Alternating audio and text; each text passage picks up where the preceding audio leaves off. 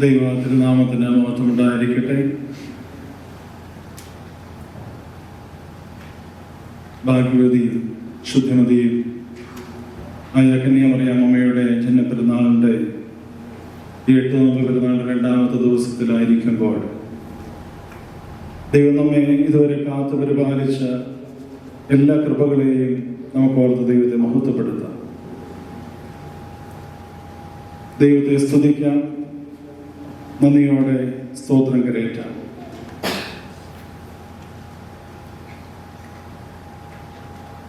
എത്രയും ബഹുമാനപ്പെട്ട Jacob Joseph അച്ഛൻ സജീവച്ചൻ, ദൈവമുള്ള ശമാശന്മാരെ, ശുശ്രൂഷകരെ, അനുഗ്രഹിക്കപ്പെട്ട ദൈവത്തിൻ്റെ ജനമേ, നിങ്ങൾക്കെല്ലാവർക്കും സന്ധ്യാവന്ദനം എന്നെ അറിയിക്കുന്നു. വചന ശുശ്രൂഷയ്ക്ക് മുമ്പ് നമുക്ക് പ്രാർത്ഥനയോടെ ഒരുങ്ങി ഇരിക്കാം. ദൈവത്തിൻ്റെ വചനം നല്ല നിലത്ത് വീണ വിത്ത് പോലെ വിതയ്ക്കപ്പെടുവാൻ തക്കവണ്ണം നമ്മുടെ ഹൃദയത്തിൻ്റെ ആ വയലിൽ ആ വിത്ത് പാകി മുളച്ച് വളർന്ന 30, 60, 100 മേനിയായിട്ട് വിളവ് പെയ്യുവാൻ തക്കവണ്ണം, സ്വർഗരാജ്യത്തോളം എത്തുവാൻ തക്കവണ്ണം ഇത് അനുഗ്രഹകരമായിട്ട് തീരട്ടെ. അതിനുവേണ്ടി നമുക്ക് പ്രാർത്ഥനയോടുകൂടി ആയിരിക്കാം. ദൈവത്തിൻ്റെ വചനം കാലിന് ദീപമാണ്, പാതയ്ക്ക് പ്രകാശമാണ്. അത് തേൻകട്ടയേക്കാളും മാധുര്യമുള്ളതാണ്. അത് ഒരിക്കലും നശിച്ചു പോകാത്തതാണ്. ഈ ലോകത്തിലെ എല്ലാം നശിച്ചു പോകുന്നതാണ്. ദൈവത്തിൻ്റെ വചനം ഒരിക്കലും നശിച്ചു പോകുന്നതല്ല. ആ നിത്യവചനം, ജീവനുള്ള വചനം നമ്മിലേക്ക് ആഴ്ന്നിറങ്ങുവാൻ തക്കവണ്ണം നമുക്കായിരിക്കാം. ദൈവത്തിൻ്റെ വലിയതായ കൃപ, മാതാവിന് ലഭിച്ചതായ കൃപകൾ, ആ ഗ്രേസ് നമുക്കെല്ലാവർക്കും ലഭിക്കുവാൻ തക്കവണ്ണം, പ്രത്യേകിച്ച് നമുക്ക് വചനം ഉദ്ഘോഷിക്കുവാനായിട്ട് ഒരുങ്ങുന്നതായ എത്രയും വന്നിയ അച്ഛന് കൂടുതൽ കൃപകൾ ലഭിക്കുവാൻ തക്കവണ്ണം നമുക്ക് പ്രാർത്ഥിക്കാൻ. ദൈവത്തിൻ്റെ വലിയ കൃപകൾ നമുക്ക് പ്രാപിപ്പാൻ തക്കവണ്ണം നമുക്ക് പ്രാർത്ഥനയോടെ ആയിരിക്കാം. ഒരിക്കൽ കൂടെ എത്രയും ബഹുമാനപ്പെട്ട സജീവച്ചനെ വളരെ സ്നേഹത്തോടെ വിനയത്തോടെ വെൽക്കം ചെയ്യുന്നു. അതുപോലെ ശമാശന്മാരെ വെൽക്കം ചെയ്യുന്നു. അതുപോലെ തന്നെ ഇന്ന് വന്നിട്ടുള്ള എല്ലാവരെയും, ഈച്ചൻ്റെ വരികയാണ് എല്ലാവരെയും വളരെ സന്തോഷത്തോടെ സ്നേഹത്തോടെ വെൽക്കം ചെയ്യുന്നു. ഇപ്പോൾ ബഹുമാനപ്പെട്ട വന്യാച്ഛൻ നമ്മളോട് വചനത്തിൽ നിന്ന് സംസാരിക്കും.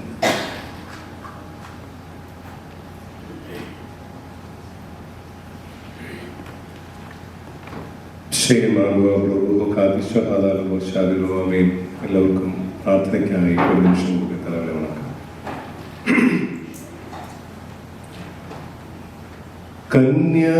കന്യാത്വത്തിൽ നിന്നെ പെറ്റൊരു നിർമ്മല കന്യകയോ ഈശാനാഥ, നൽകണമർഹത നിൻ സ്തുതി പാടാ.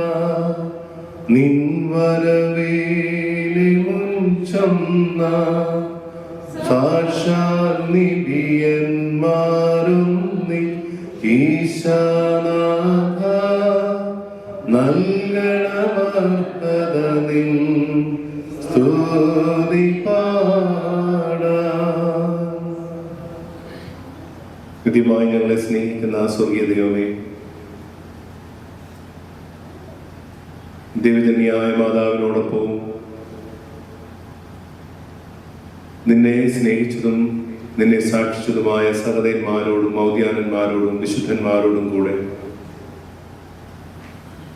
ഇന്ന് ഈ സന്ധ്യ തുടർന്നും ചെലവഴിപ്പാനായി തരുന്ന അവസരത്തിനായി നിന്നെ സ്തുതിക്കുന്നു.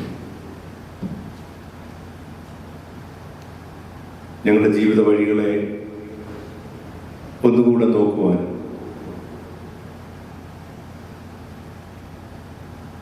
ദൈവപ്രസവത്രിയായ മാതാവിൻ്റെ ജീവിതം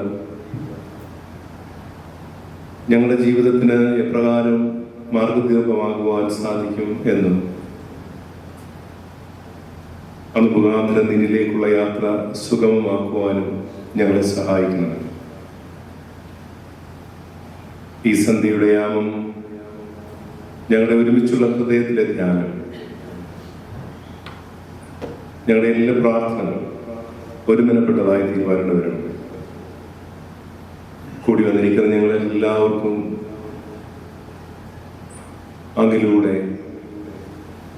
നിന്റെ രാജ്യത്തിൻ്റെ അനുഭവത്തിലേക്ക് നടത്തുവാൻ സഹായം നൽകണമേ. ഞങ്ങളുടെ ഹൃദയങ്ങളിലേക്ക് ആഴത്തിൽ നോക്കുവാൻ ഒരിക്കൽ കൂടി ഞങ്ങളെ സഹായിക്കണമേ. ഞങ്ങൾ നിനക്ക് നിന്റെ ഏകജാതന പരിശുദ്ധവുമായി സ്തുതിയും സ്തോത്രവും സമർപ്പിക്കുന്നു. ആയുധമാതാവിനെയും സർവപരിശുദ്ധന്മാരുടെയും ശുദ്ധിമതികളുടെയും മധ്യസ്ഥതകളാലും പ്രാർത്ഥനകളാലും തന്നെ എത്രയും ബഹുമാനപ്പെട്ട ഗീവർഗീസ് ജേക്കബ് അച്ഛൻ, ഇടവകയുടെ വികാരി, എത്രയും ബഹുമാനപ്പെട്ട ശമാശൻ, കർത്താവിൽ അനുഗ്രഹീത ദൈവജനമേ, രണ്ടാം ദിവസമായി ഇന്ന് വീണ്ടും ഞാൻ ഇന്നലെ സൂചിപ്പിച്ചതുപോലെ നമ്മുടെ യാത്ര ശുദ്ധിമതിയായ മാതാവിൻ്റെ ജീവിതത്തിലൂടെയാണ്. 4 ദിവസവും ഈ ഒരു യാത്ര തന്നെയാണ് നാം ചെയ്യുന്നത്. എന്നാൽ അതിൻ്റെ വ്യത്യസ്ത മാനങ്ങൾ നമുക്ക് അന്വേഷിക്കേണ്ടിയിരിക്കും.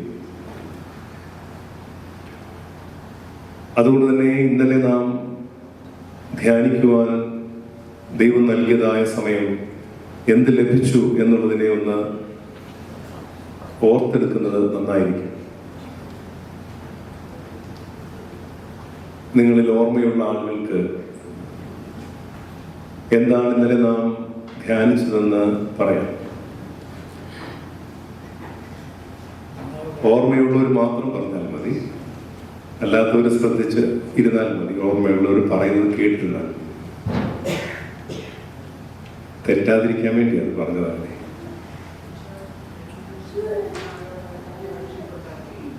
എന്തോ പറയുന്നുണ്ട്, പക്ഷെ ഇങ്ങനെ കേൾക്കുന്നില്ല.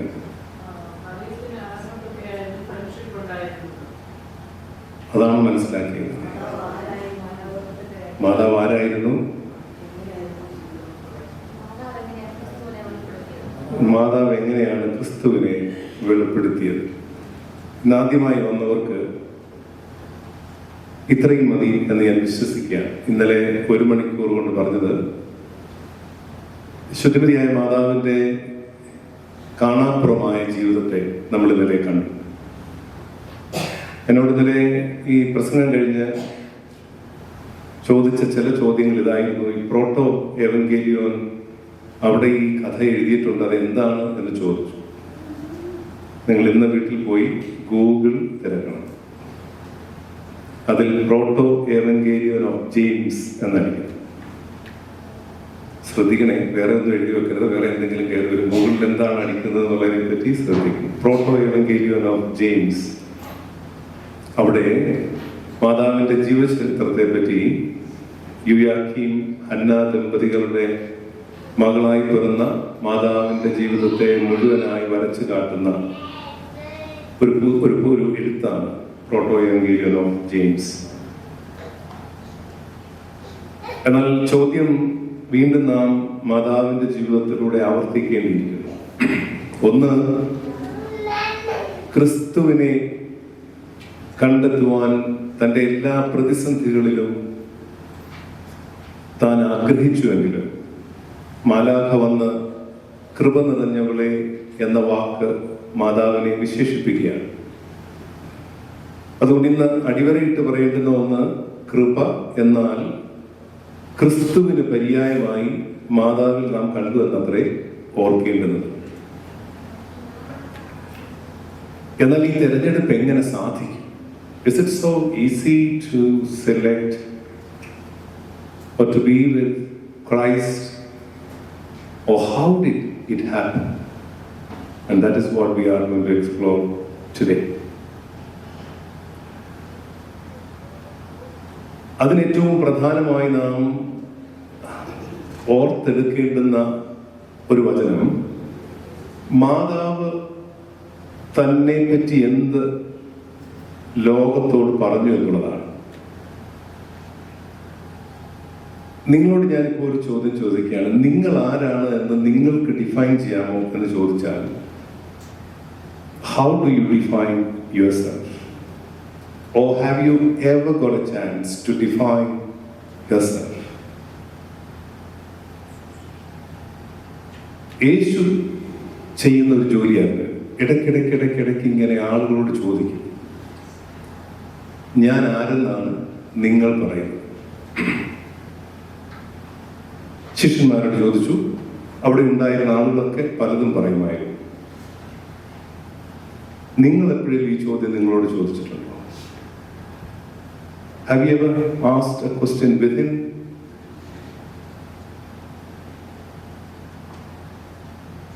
എത്ര മൗനമാണ് ഇവിടെ, അല്ലേ? മൗനം എന്ന് പറഞ്ഞാൽ പത്തോമാ സഭയുടെ ക്രിസോസ്റ്റം തിരുമേനി ഒരിക്കൽ പറഞ്ഞത് ഇങ്ങനെയാണ്. ക്രിസോസ്റ്റം തിരുമേനിയോട് ചോദിച്ചു, സ്വർഗം എന്നാൽ എന്താണ്? അപ്പൊ അദ്ദേഹം പറഞ്ഞു, സ്വർഗം എന്ന് പറഞ്ഞാൽ ഇതുപോലെ ഇരിക്കും. അപ്പൊ ചോദിച്ചു, ഞങ്ങൾ ഇരിക്കുന്നവരെല്ലാവരും സ്വർഗത്തിലാണോ എന്ന് ചോദിച്ചു. അപ്പൊ അദ്ദേഹം പറഞ്ഞു, അതിനല്ല, വേദപുസ്തകത്തിൽ എസെക്കിയേൽ പ്രവാചകൻ പറഞ്ഞിട്ടുണ്ട്, സ്വർഗത്തിൽ നിശബ്ദതയുണ്ട്. അതുകൊണ്ട് നിശബ്ദമായിരിക്കുന്ന സ്ഥലമെല്ലാം സ്വർഗമാകാം. സത്യത്തിന് അങ്ങനെ നമുക്ക് ചിന്തിക്കാൻ സാധിക്കില്ല. ബഗൻഫീൽഡ് പള്ളിയിൽ ഞാൻ 2 ദിവസം കൊണ്ട് ശ്രദ്ധിക്കുന്നത്, ഉത്തരം പറയുന്നവർ പറഞ്ഞുകൊണ്ടേയിരിക്കും, പറയാത്തവർ പറയാതെ ഇരിക്കും. അപ്പൊ നമുക്ക് ഉത്തരം പറയാത്തവരും പറയുന്നവരും ഒന്ന് പറഞ്ഞാൽ നല്ലതായിരിക്കും. അല്ലെങ്കിൽ ചിന്തിക്കുകയെങ്കിലും ചെയ്താൽ. നിങ്ങൾ എപ്പോഴെങ്കിലും ചിന്തിച്ചിട്ടുണ്ടോ, നമ്മുടെ സമൂഹം, നമ്മുടെ ഭവനം, നമ്മൾ തന്നെ ആരാണ് എന്ന് വിവക്ഷിച്ചിട്ടുണ്ടോ? ഞാൻ പെട്ടെന്നൊരു എക്സസൈസ് പറയാം. ഈ വനിതകൾ ഇവിടെ ഇരിക്കുന്ന ഭാര്യമാരുണ്ടല്ലോ, നിങ്ങൾ ആരാണെന്ന് എപ്പോഴും ചിന്തിച്ചിട്ടുണ്ടോ? നിങ്ങളത് ചിന്തിക്കരുത്. പക്ഷെ ഞാൻ നിങ്ങൾക്ക് അതിനേക്കാൾ നല്ലൊരു എക്സസൈസ് അല്ല, പെട്ടെന്ന് ചിന്തിക്കാം. നിങ്ങളുടെ ഭർത്താവ് ആരാണെന്ന് നിങ്ങൾക്ക് മനസ്സിലായിട്ടുണ്ടോ? ജോർജിനെ മനസ്സിലായിട്ടുണ്ടല്ലേ? നിങ്ങളുടെ ഭർത്താവിനെ പറ്റി ഒറ്റ വാക്കിൽ നിങ്ങൾ പറഞ്ഞാൽ, ഒറ്റ വാക്ക്, നിങ്ങൾ എന്തായിരിക്കും പറയുന്നത്? ഇപ്പൊ പറയാൻ കൊള്ളത്തില്ല, ഇപ്പം പറയാൻ കൊള്ളത്തില്ല. വേണ്ട, ഭർത്താക്കന്മാരോട് ചോദിക്കാം, നിങ്ങളുടെ ഭാര്യമാരെ പറ്റി ഒറ്റ വാക്കിൽ ഒരു ഉത്തരം, ഇതാണ് എന്റെ ഭാര്യ. ജോർജങ്ങൾ പറയണ്ട, എനിക്കറിയാം ഞങ്ങളുടെ മനസ്സിലിരിക്കുന്നില്ല. ഇതിന് മാത്രം അങ്ങനെ ഒരു ഉത്തരവില്ല. അല്ല, എന്ത് ചോദിച്ചാലും ഉത്തരം പറയുന്നു. ചാടിക്കയറി പറഞ്ഞു, ഇതിനൊരു ഉത്തരവില്ല. വെള്ളോട് തന്നെ ചെയ്യാം. നിങ്ങളുടെ ഭാര്യയെ പറ്റി നിങ്ങളുടെ അഭിപ്രായം എന്താണ്? ഓരോരുത്തർ അങ്ങോട്ട് നോക്കുന്നു, ഞാൻ കാണുന്നുണ്ട് നോക്കുന്നതൊക്കെ. സാധനം എന്താ അങ്ങോട്ട് നോക്കുന്നത്? നമ്മൾ ഈ ചോദ്യം ചോദിക്കാറില്ല പലപ്പോഴും. നമുക്ക് നമ്മോട് ചോദിക്കേണ്ട ഒരു ചോദ്യമുണ്ട്. എനിക്ക് തോന്നുന്നു, ഞാൻ ഇവിടെ ഇരിക്കുന്നതിൽ പല ആളുകളും എൻ്റെ ഫേസ്ബുക്ക് ഫ്രണ്ട്സാണ്. നമ്മൾ ഈ ഫേസ്ബുക്ക് ഫ്രണ്ട്സിനോട് നമ്മൾ നമ്മളെ തന്നെ പറയാറുണ്ട്, ഞാനാണ്, ഞാൻ ചെയ്യുന്ന കാര്യങ്ങൾ ഇങ്ങനെയൊക്കെയാണ്. പക്ഷെ അതുപോലെ തന്നെയാണോ എല്ലാവരും റിസീവ് ചെയ്യുന്നത് എന്ന് നമുക്കറിയില്ല. എന്നാൽ മാതാവ് തന്നെ എങ്ങനെയാണ് explain? How did she explain herself? മാതാവ് എന്താ പറഞ്ഞത്? ഞാൻ ആരാണെന്നാണ് പറഞ്ഞത്. എന്തോ കാളിദാസൻ? ആ, കർത്താവിന്റെ ദാസൻ. ഇത് പറയുമ്പോൾ മലയാളം മറന്നുപോയോ? ഒരു 30 വർഷമായപ്പോഴേ. കർത്താവിന്റെ ദാസി. സത്യത്തിന് എത്ര ഹ്യൂമിലിയേറ്റിംഗ് ആണ് ഒരാൾ നമ്മളോട് തന്നെ നമ്മൾ പറയാനാണ്. ഈ ദാസൻ, ദാസി എന്ന വാക്കിന് സെർവന്റ് എന്നുള്ള വാക്കാണ് ഉപയോഗിച്ചതെങ്കിലും പൊതുവെ നമ്മൾ ഉപയോഗിക്കുന്ന ഒരു വാക്ക് സ്ലേവ് എന്നാണ്. അടിമയും ഉടമയും ഉള്ള ഒരു കാലഘട്ടത്തിൽ ഞാൻ ഉടമയല്ല, അടിമയാണ് എന്ന് പറയുവാൻ ശ്രമിക്കുന്ന വാക്കാണ് slave. But she said, I am Lord's servant. Luke chapter 1 verse 38. പക്ഷേ how did she arrive at a point where she could define herself as Lord's servant? And that's what we are going to look at this evening. I repeat, how did Mother Mary could arrive by herself saying, I am Lord's servant? Was it a simple journey to think about? It was not. Why? ഇവിടെയാണ് താൻ ഒരു തെരഞ്ഞെടുപ്പ് നടത്തേണ്ടിയിരുന്നു. She had to select what she wanted to be. മറ്റുള്ളവർ പറയുന്നത് കേട്ടിട്ടായിരുന്നു മാതാവ് തന്നെ തന്നെ define ചെയ്തത് എങ്കിൽ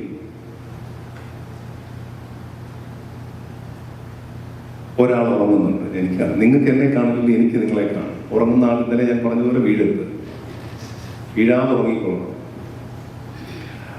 മറ്റുള്ളവർ പറയുന്നത് കേട്ടിട്ടാണ് നമ്മളെ ഡിഫൈൻ ചെയ്യുന്നതെങ്കിൽ നാം തെറ്റിപ്പോകും. അച്ഛാ എന്താ ഇന്നത്തെ കുർബാന എന്നൊക്കെ നമ്മളോടൊന്ന് പറയാം. പ്രത്യേകം നമ്മളിങ്ങനെ അച്ഛൻ്റെ ആ കാപ്പ എവിടുന്ന് വാങ്ങിച്ചോ, ആ കാപ്പായുടെ ആ ഒരു ഗ്ലിറ്ററിങ് എന്നൊക്കെ പറയുന്ന ആളുകൾ. അപ്പം അന്നേരം നമ്മൾ തോന്നുന്നു ഇതാണ്. ചില ആളുകൾ പറയും അച്ചായൻ അച്ചായനൊരു സംഭവം, എൻ്റെ വീട്ടിൽ അച്ചായൻ സംഭവം എന്നൊക്കെ പറയും. ഇതൊന്നും മറ്റുള്ളവർ പറയുന്നത് നമ്മൾ കേട്ടിട്ട് പറയുകയാണെങ്കിൽ മറിയം ആദ്യമേ കോളർ പിടിച്ചിടണമായിരുന്നു. കാരണം എന്തെന്നറിയാമോ? Because the angel said to her something very different. And there are three important factors, and categorically these are three major points where she could have been defined herself differently, but she hasn't. And why?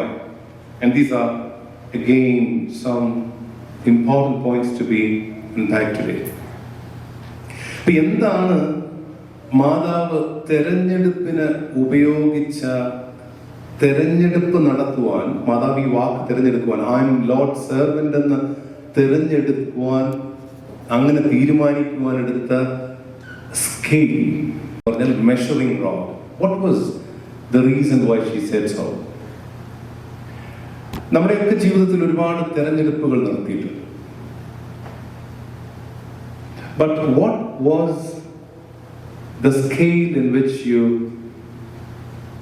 selected or elected or decided to come to a conclusion of this point? I'll ask you a few questions just for fun. Don't take it seriously. How many of you have decided when you were a child that you will be in the US, selected that I want to be in Bergenfield Church? എന്നാ നമ്മൾ 12 വയസ്സ് 20 വയസ്സുള്ളപ്പോൾ have you ever had that thought that I should go to US? ഉണ്ടായിരുന്നില്ല, പണ്ടേ ഉണ്ടായിരുന്നു. ജനിച്ചപ്പോഴേ America പോകണമെന്നുള്ള ആഗ്രഹത്തിലാണ് ജനിച്ചു വീഴുന്നത്. പിന്നെ പഠിക്കാൻ തുടങ്ങിയപ്പോഴേ ഒരാഗ്രഹം ഉണ്ടായിരുന്നു, ഇങ്ങ് വരണം.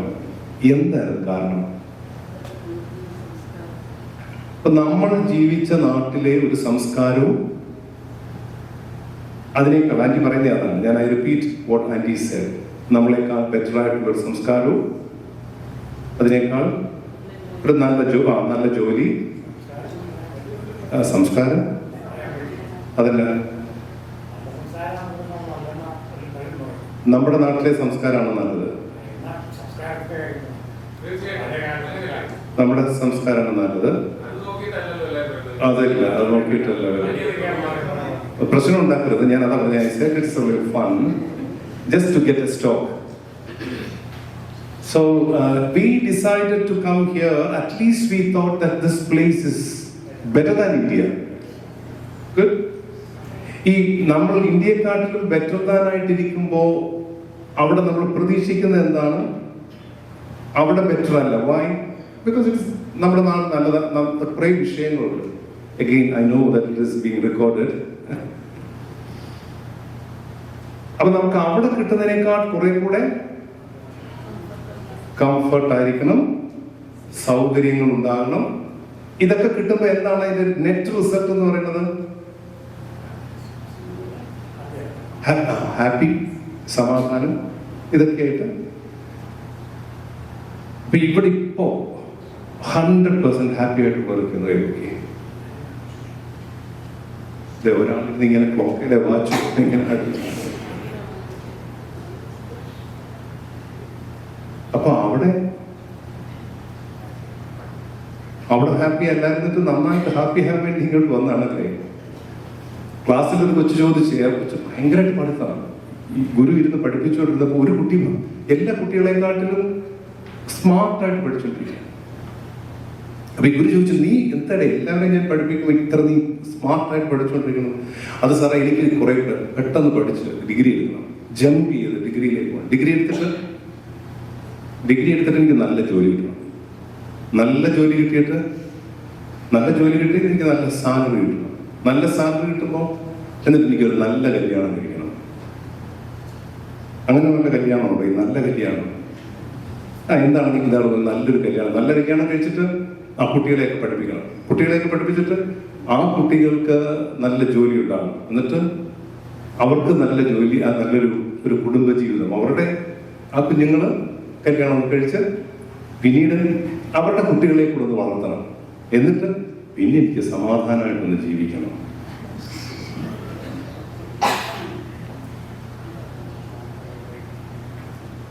എന്നാ പിന്നെ ആദ്യമേ ഒന്നും പഠിക്കാൻ പോകാതെ തന്നെ സമാധാനമായിട്ട് ഈ കല്യാണവും കഴിക്കുക.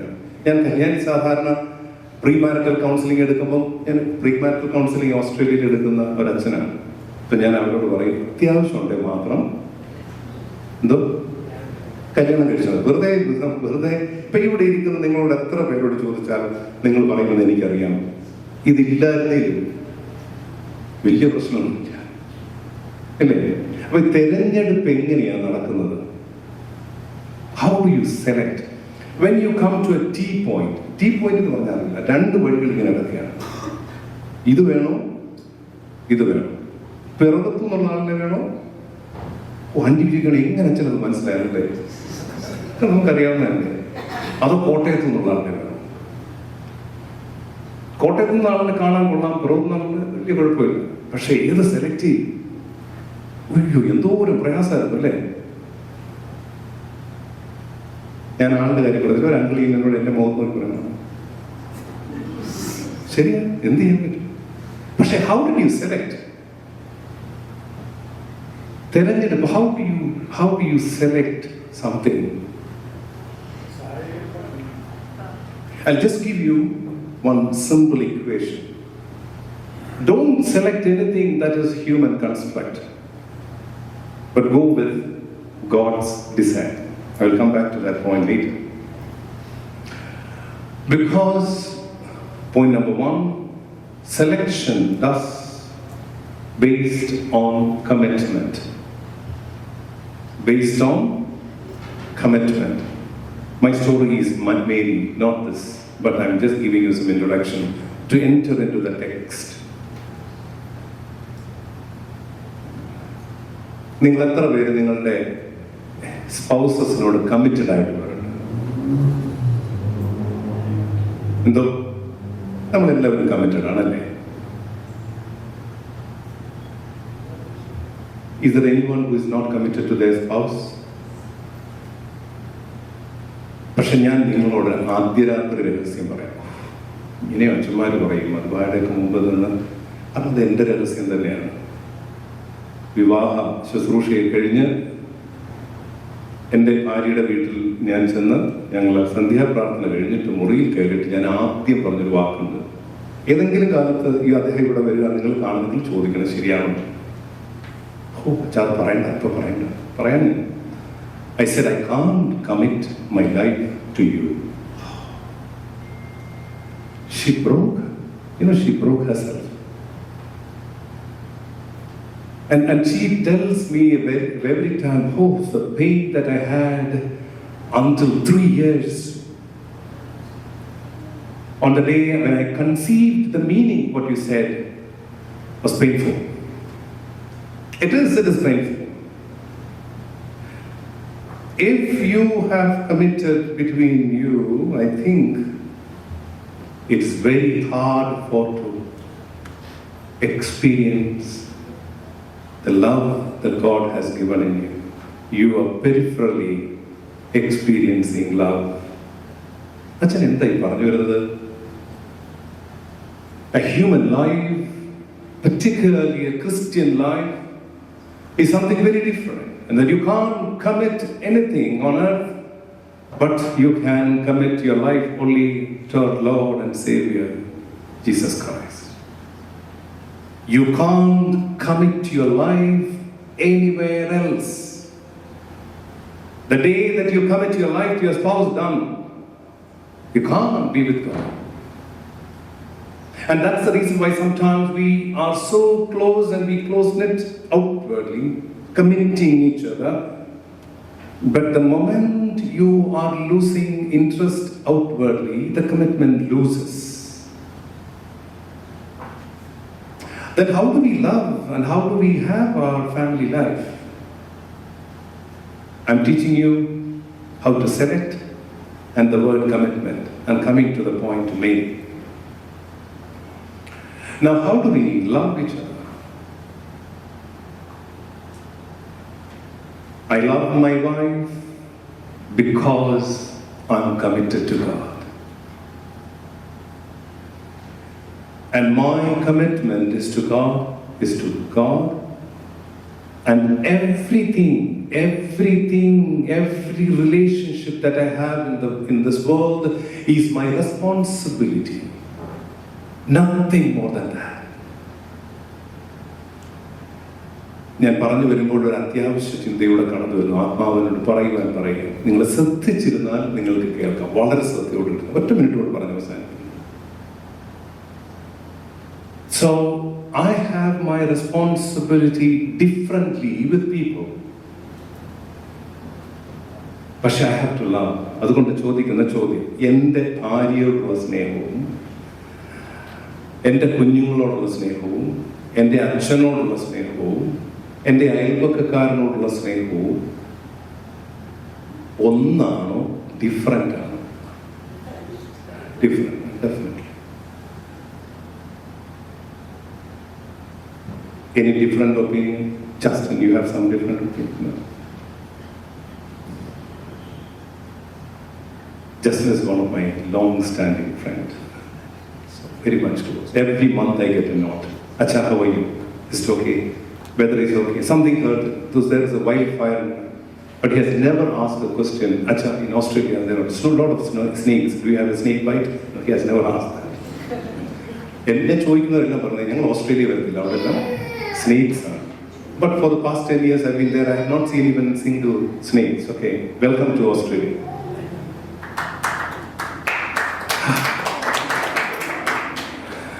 So, a point is, I just posed a question, but you haven't heard the question. Question is most important. The question is it the same that we love our spouses, our achan, the shopkeeper, the daily, the butcher, the fish market man, anyone? Is it the same or that different? It's all different. The world becomes so weird today and vulnerable that we don't understand the in-depth meaning of love. And we have been taught that love has different forms. Even some preachers would say that in the Bible there are different types of love. And they take Greek words, agape, eros, and different words they say. But in my reading and in my meditation, this text tells me there is only one love. And that love is shown by God. And that love is embedded in the life of God. അതുകൊണ്ടാണ് പൗലോസ് അപ്പോസ്തലൻ നമ്മളോട് പറഞ്ഞൊരു വാക്കുണ്ട്. എന്ത്? മാലാഖമാരുടെ ഭാഷയറിഞ്ഞാലും മാലാഖമാർത്തു ജീവിച്ചാലും ദൈവ ദൈവിക രാജ്യത്തെ ഭാഷയറിഞ്ഞാലും സ്നേഹമില്ലെങ്കിൽ അതൊക്കെ ശൂന്യം. Why? Because love is love and the love is God. God is love and love is God. And my relationship is my responsibility. When I gauge my relationship with my wife, it is not the same of my love, my responsibility to Achan.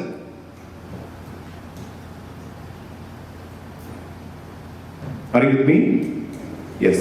എന്താ പറഞ്ഞു വരുന്നത്? എൻ്റെ ഭാര്യയോടുള്ള എൻ്റെ ഉത്തരവാദിത്വം, എൻ്റെ മക്കളോടുള്ള ഉത്തരവാദിത്വം, എൻ്റെ അപ്പനോടുള്ള ഉത്തരവാദിത്വം, എൻ്റെ ഹസ്ബൻഡിനോടുള്ള ഉത്തരവാദിത്വം, എൻ്റെ നാട്ടിലുള്ളവരോടുള്ള ഉത്തരവാദിത്വം. ഉത്തരവാദിത്വങ്ങളിൽ എനിക്ക് ഡിഫറൻസസ് ഉണ്ട്. Because that is the responsibility that I have. But the love that I show to my wife should be the same that I show to Achan. You don't connect with love and sex. That's a different thing. That is responsibility. When I have my responsibility to my wife, it involves human relationship, body relationship. That wouldn't go with other people. Shouldn't go with other people.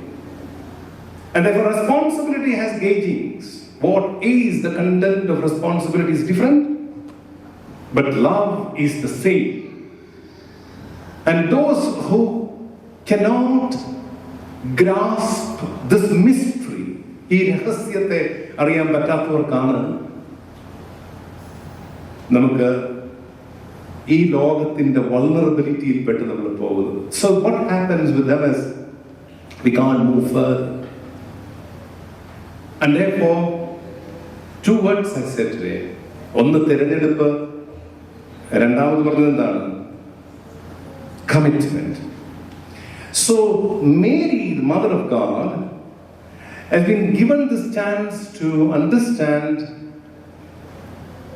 why should she say, I am Lord's servant. നമുക്ക് ലൂക്കോസിന്റെ സുവിശേഷം 1-ാം അധ്യായത്തിന് 32-ാം വാക്യമായി. അവൻ വലിയവനായിരിക്കും, അത്യുന്നതന്റെ പുത്രൻ എന്ന് വിളിക്കപ്പെടും. 30-ാമത്തെ വാക്യങ്ങളൊന്ന് വായിച്ചു. 28-ാമത്തെ വാക്യത്തിൽ വായിച്ചു.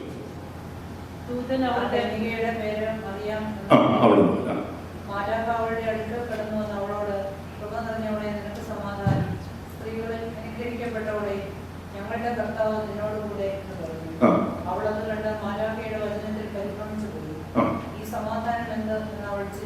നോക്കിക്കോണം.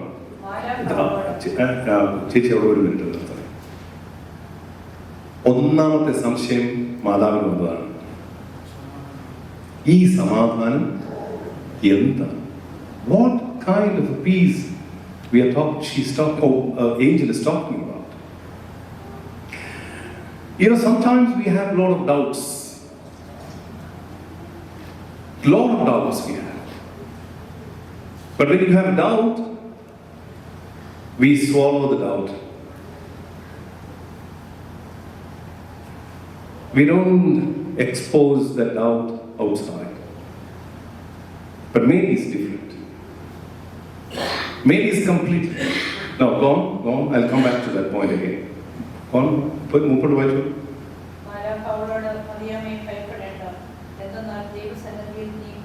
നമ്മൾ ഇന്നലെ ആ ഭാഗം കണ്ടതാണ്. അതിനു മുമ്പ് പറയുന്നത് സമാധാനം, ശാന്തി എന്നൊക്കെ പറയുന്നത് എന്താണെന്ന് മറിയമിന് മനസ്സിലാകുന്നില്ല. കാരണം സമാധാനം എന്ന വാക്കിന് ചില മറ്റർത്ഥങ്ങളുണ്ട് എന്ന് മറിയം തന്റെ ദേവാലയ പഠനത്തിലൂടെ മനസ്സിലാക്കിയിട്ടുണ്ട്. ഒന്നുകൂടെ പറയാം, നിങ്ങളുടെ ശ്രദ്ധ ഇത്രയും നേരത്തേക്ക് ശ്രദ്ധയുണ്ടായിരുന്നു. കാരണം വീട്ടുകാരെ ഞാൻ പറഞ്ഞുകൊണ്ടിരുന്നത് കേൾക്കാൻ നല്ല സുഖമുള്ള കാര്യമാണ്. ഇത്തിരി അകത്തോട്ട് കയറുക. അപ്പൊ മറിയം ചോദിക്കുന്ന ഒരു ചോദ്യം തന്നിൽ തന്നെയുണ്ട്. എന്ത് സമാധാനത്തെ പറ്റിയാ പറയാം? ഈ സമാധാനത്തിന്റെ അർത്ഥം മറിയമിന് മനസ്സിലാവുന്നില്ല. കാരണം സമാധാനത്തെ പറ്റി പഴയ നിയമത്തിൽ പറഞ്ഞിരിക്കുന്ന ഭാഗങ്ങൾ വളരെ വളരെ ആഴമുള്ളതാണ്. അവിടേക്ക് നമുക്ക് വരാം. പുതിയ നിയമത്തിലേക്ക് വരുമ്പോൾ സമാധാനത്തിന്റെ റിസൾട്ട് എന്താണെന്ന് യേശു പറയുന്നു. സമാധാനം അനുഭവിച്ചാൽ നിങ്ങൾക്ക് നിങ്ങളെ തന്നെ ഡിഫൈൻ ചെയ്യാൻ പറ്റും.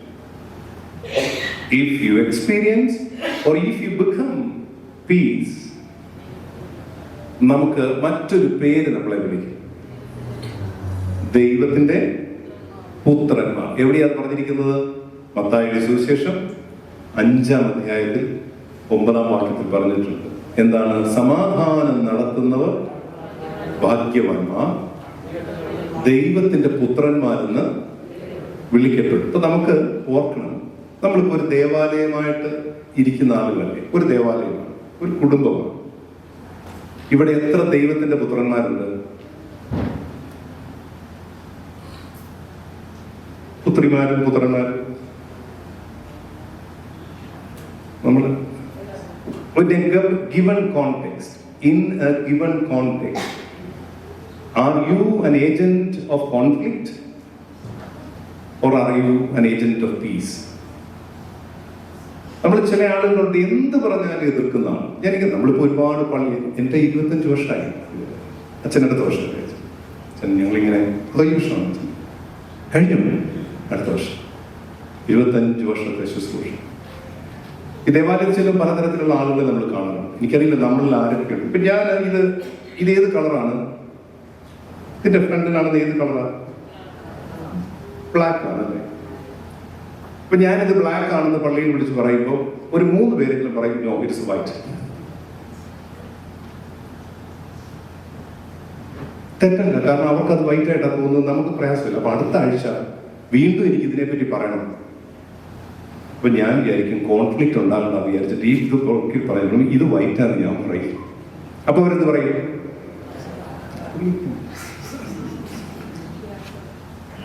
അപ്പൊ ഇങ്ങനെയുള്ള ആളുകളൊക്കെ ഉണ്ട്. ഇതൊക്കെ ഒരു ചില സാഹചര്യങ്ങളുടെ സമ്മർദ്ദമാണ്.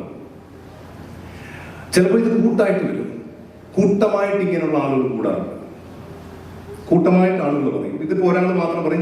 ചില പള്ളികളിലൊക്കെ ഉണ്ട് കൂട്ടമായിട്ട് പറയും ഇത് വൈറ്റ് ആണെന്ന് പറയും. പിന്നെ ഈ കൂട്ടത്തെ നമ്മൾ വേണ്ടെന്ന് പറഞ്ഞാൽ അവർ പറയും കൂട്ടമായിട്ട് അവർ പറയും ബ്ലാക്ക് ആണെന്ന് പറയും. നിങ്ങൾക്കറിയാമോ എന്തിനാ ഈ ദേവാലയത്തിൽ കമ്മിറ്റികളുള്ളതെന്ന് അറിയാമോ? I'm not giving you a kind of a wrong way of expression. Have you any committee member? Can you say the theology of committee? തിയോളജിക്കും കമ്മിറ്റിയും അല്ല, കമ്മിറ്റിക്കും തിയോളജിക്കും എന്താ കാര്യം? ഈ പ്രശ്നം ഇങ്ങനെയുള്ളവരെ വിളിച്ചിട്ട് എന്തോ ഡിസിഷൻ എടുക്കാൻ. Have you ever thought that the call behind A committee എന്തോ?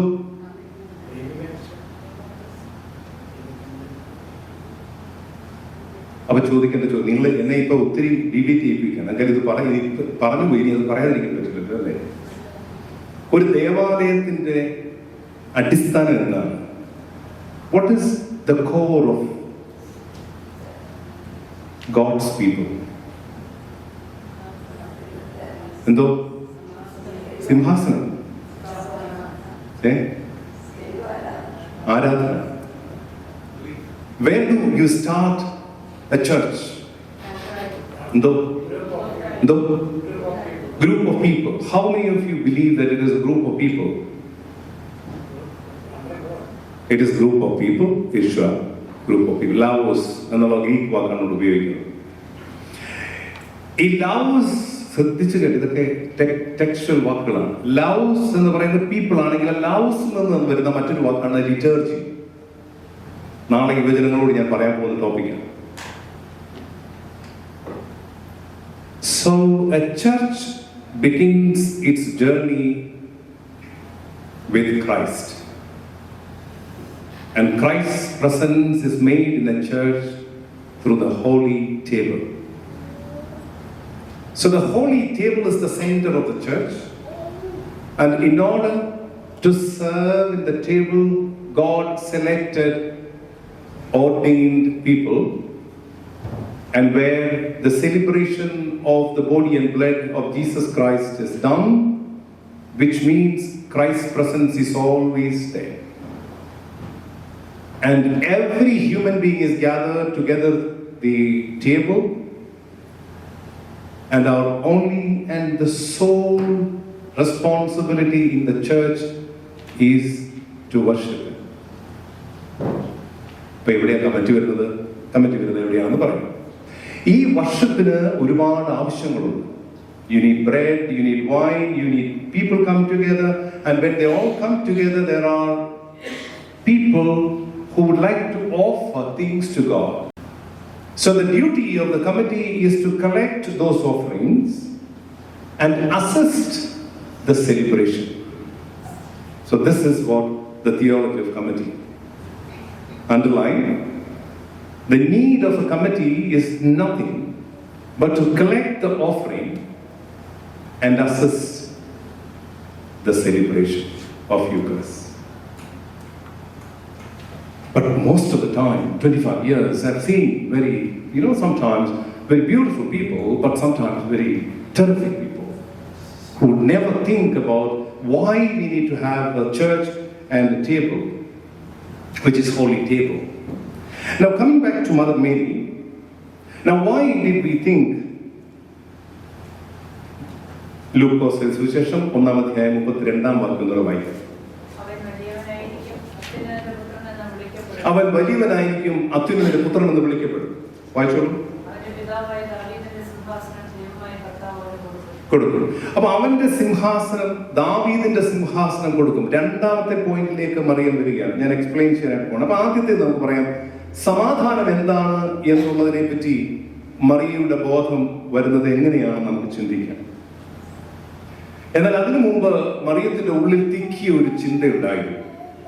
34-ാം വാക്യം,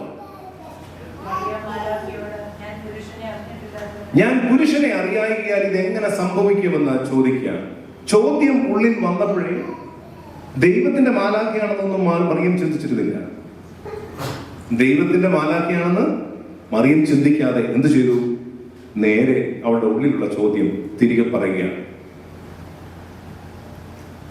അനുഗ്രഹിക്കപ്പെട്ടവരെ, നമ്മുടെ ജീവിതത്തിൽ ഇങ്ങനെ ഒരുപാട് ചോദ്യങ്ങൾ ഉണ്ടാകും.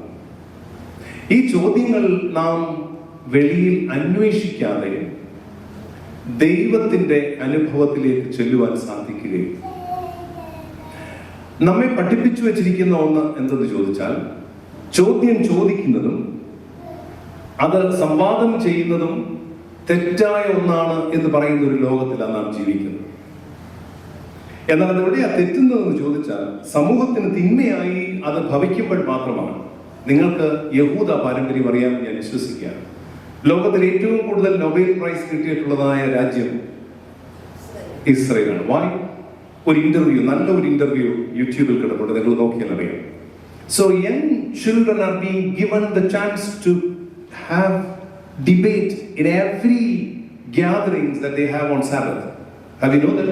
Have you noted this?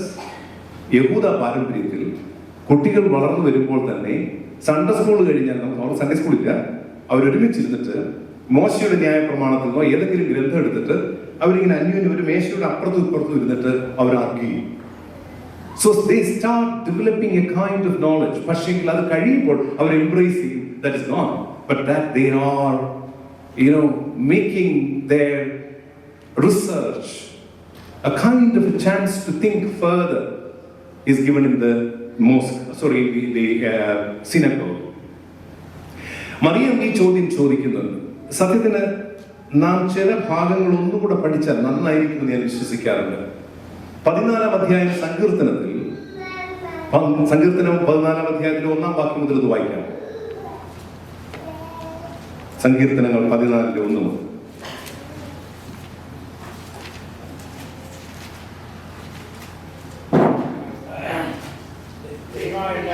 ദൈവമില്ല പറഞ്ഞത്.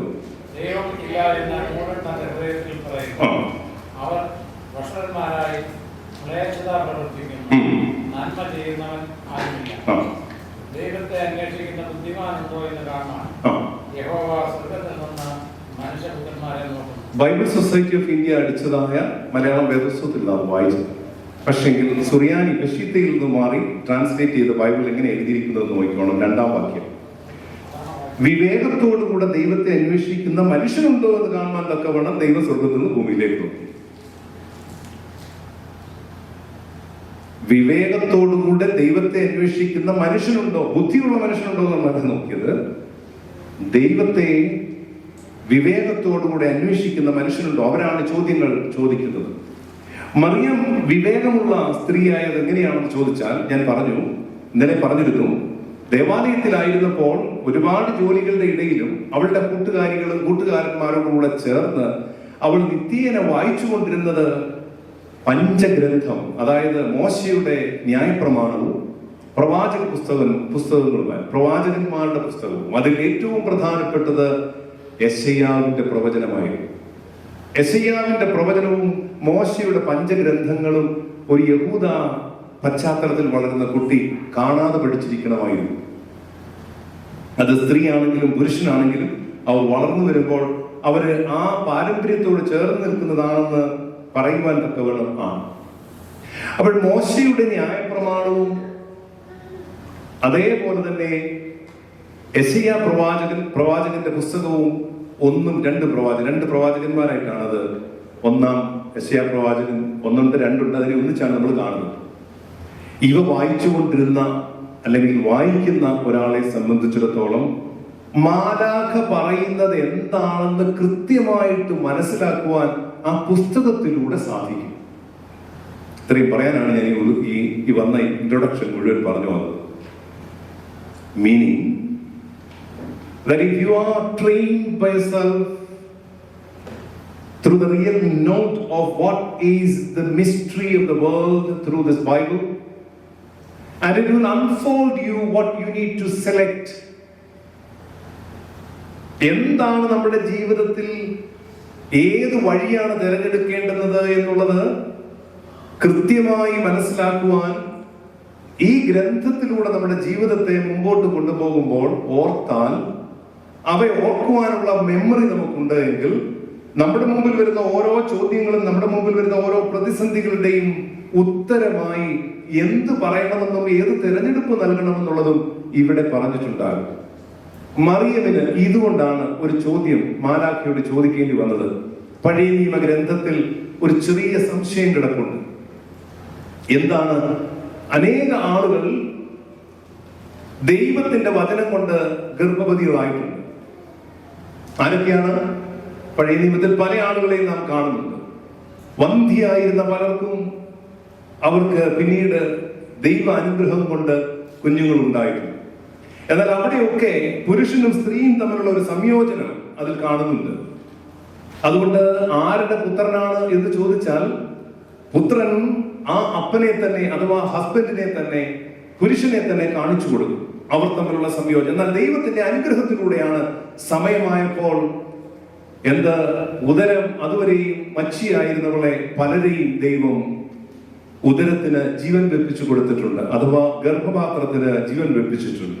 എന്നാൽ മറിയമിനെ സംബന്ധിച്ചിടത്തോളം ഒരു പ്രതിസന്ധിയുണ്ട്. മറിയം വായിച്ചു വരുമ്പോൾ അനേക വായനയുടെ ഇടയിൽ പഴയ നിയമത്തിൽ പറഞ്ഞിരിക്കുന്ന പ്രധാന ചിന്തയൊന്ന്, ആദാമിന്റെ പതന മുഖാന്തരം ഉണ്ടായ പ്രതിസന്ധിയെ ഞാൻ ഇന്നലെ ഓർമ്മിപ്പിച്ചിരുന്നു. അവയെ മാറ്റുവാൻ തക്കവണ്ണം വരുന്നവൻ സ്ത്രീയിൽ നിന്ന് വരും, എന്നാൽ അത് ദൈവത്തിന്റെ സ്വന്തം പുത്രൻ അഥവാ ദൈവം തന്നെ ലോകത്തിലേക്ക് അവതരിക്കേണ്ടിയിരുന്നു എന്നുള്ളത് ഈ ഗ്രന്ഥത്തിൽ ഒളിഞ്ഞു കിടപ്പുണ്ട്. അത് തിരിച്ചറിഞ്ഞ മാതാവാണ് മാലാഖയോട് തിരിച്ചൊരു ചോദ്യം ചോദിക്കുകയാണ്, പുരുഷനെ അറിയായികയാൽ ഇതെങ്ങനെ സംഭവിക്കുമെന്നുള്ള ചോദ്യം. അതുകൊണ്ട് ഈ സമാധാനം എന്താണ് എന്നുള്ള ചോദ്യം നമുക്ക് ഈ വഴിയിലൂടെ, കാരണം സമാധാനത്തിന്റെ വഴി ആരിലേക്ക് ചെന്ന് എത്തുന്നു എന്നുള്ളതനുസരിച്ച്, ഞാൻ ഒന്നുകൂടെ പറയാം, മറിയമിനെ സംബന്ധിച്ചിടത്തോളം സമാധാനവും ഉണ്ടാകുവാൻ പോകുന്ന ശിശുവും ആരായിരിക്കണം എന്നുള്ള ബോധ്യം പഴയ നിയമത്തിൽ മുതലേ കാണിച്ചു നൽകുന്നുണ്ട്. കാരണം ഇത് ആരെയാണ് ചൂണ്ടുന്നത് എന്നുള്ളതിന് ഉത്തരം മറിയമിന് അറിയാം. പക്ഷെ അത് താൻ തന്നെയാണോ എന്ന് അറിയണമല്ലോ. പിതാക്കന്മാർ അതുകൊണ്ട് പാടിയത് ഇങ്ങനെയാണ്. ആദ്യം സമാധാനം എന്നുള്ളതിന് ജാഗരനെ മറിയാം നിന്നും ഉടയോനോട് പ്രാർത്ഥിക്കുമ്പോൾ അഗ്നിമയൻ ദൂതൻ മറിയാമിൻ സവിദേവം ചൊന്നു കൃപയുടെ നിധിയ സമാധാനം.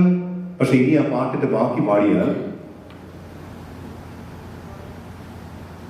ഇനി ഞാൻ പാടിയാൽ ഉറങ്ങുന്ന ഒരുത്തരുടെ കൂടുതൽ ഉറങ്ങും. കാരണം കുറച്ചുപേർ ഉറങ്ങി തുടങ്ങിയിട്ട് പള്ളിയിലൊരു കൊച്ച് സ്ഥിരമായിട്ട് ഉറങ്ങുന്ന കൊച്ചുണ്ടായിരുന്നു. ശരിക്കും ഉറങ്ങും, പള്ളിയിലോട്ട് ആ കൊച്ച് കയറി ഉറങ്ങും. ഞാനൊരു ദിവസം ചോദിച്ചു, ചേച്ചി ഇതെന്ത് ഈ കൊച്ച് പള്ളി നിങ്ങൾക്ക് വീട്ടിൽ വരുമ്പോൾ? എൻ്റെ അച്ഛ എന്തിയാണ് കൊച്ച് കരഞ്ഞു തുടങ്ങിയപ്പോൾ തൊട്ടേ ഉറക്കാൻ ഞാൻ പാടിയ പാട്ട് വെളിയിൽ നിറഞ്ഞോ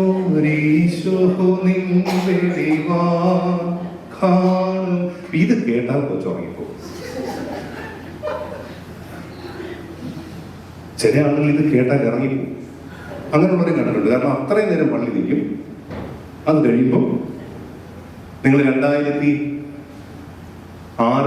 ഫാമിലി കോൺഫറൻസ് വന്നെങ്കിൽ ഞാൻ ഇത് എക്സ്പ്ലെയിൻ ചെയ്തിട്ടുണ്ടായിരുന്നു, ആരെങ്കിലും അവിടെ ഉണ്ടായിരുന്നെങ്കിൽ. അപ്പൊ ചില ആളുകൾ ഈ സമയത്ത്, ചില ആളുകൾ പള്ളിയിൽ വരുന്നത് എപ്പോഴാണെന്നറിയോ? ഒരു കൃത്യമായിട്ട് അവർക്ക് അറിയാം എപ്പോഴാണ്. മോചനമദീന, അത് അവർക്കറിയാം ആരാകുന്നുള്ളതല്ലേ. പിന്നെ ചില ആളുകൾ ഒത്തിരി കാര്യങ്ങൾ ചോദിക്കാൻ വേണ്ടിയത്. എന്താ ചോദിക്കാൻ? യാചിക്കേണ്ടും സമയമിതാ. ചില ആളുകൾ അതൊന്നുമല്ല കേട്ടോ. ഞാനത് അവരാണ് ഏറ്റവും ഇഷ്ടമുള്ള ആളുകൾ. ഈ നാട്ടിലൊക്കെ പോയിട്ട് തിരിച്ച് നമ്മള് എറണാകുളത്തേക്ക് ലുലുവിലൊക്കെയാണ്. ലുലുവൊക്കെ കയറി ആദ്യത്തെ ആഴ്ച പള്ളിയിൽ ഒരു വരവുണ്ട്. നാട്ടിൽ നിന്ന് വന്നിട്ട് കൃത്യമായിട്ടുള്ള കേട്ടിട്ട്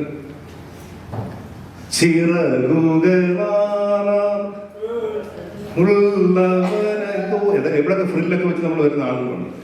എന്താണെങ്കിലും ഉറങ്ങിയവർ എഴുന്നേറ്റു. നീ എന്റെ കാര്യം മുമ്പോട്ട് പോകാൻ. എന്താണ് നമ്മൾ പറഞ്ഞു വന്നത് ഇതാണ്. മറിയം കൃത്യമായി അറിയാമായിരുന്നു.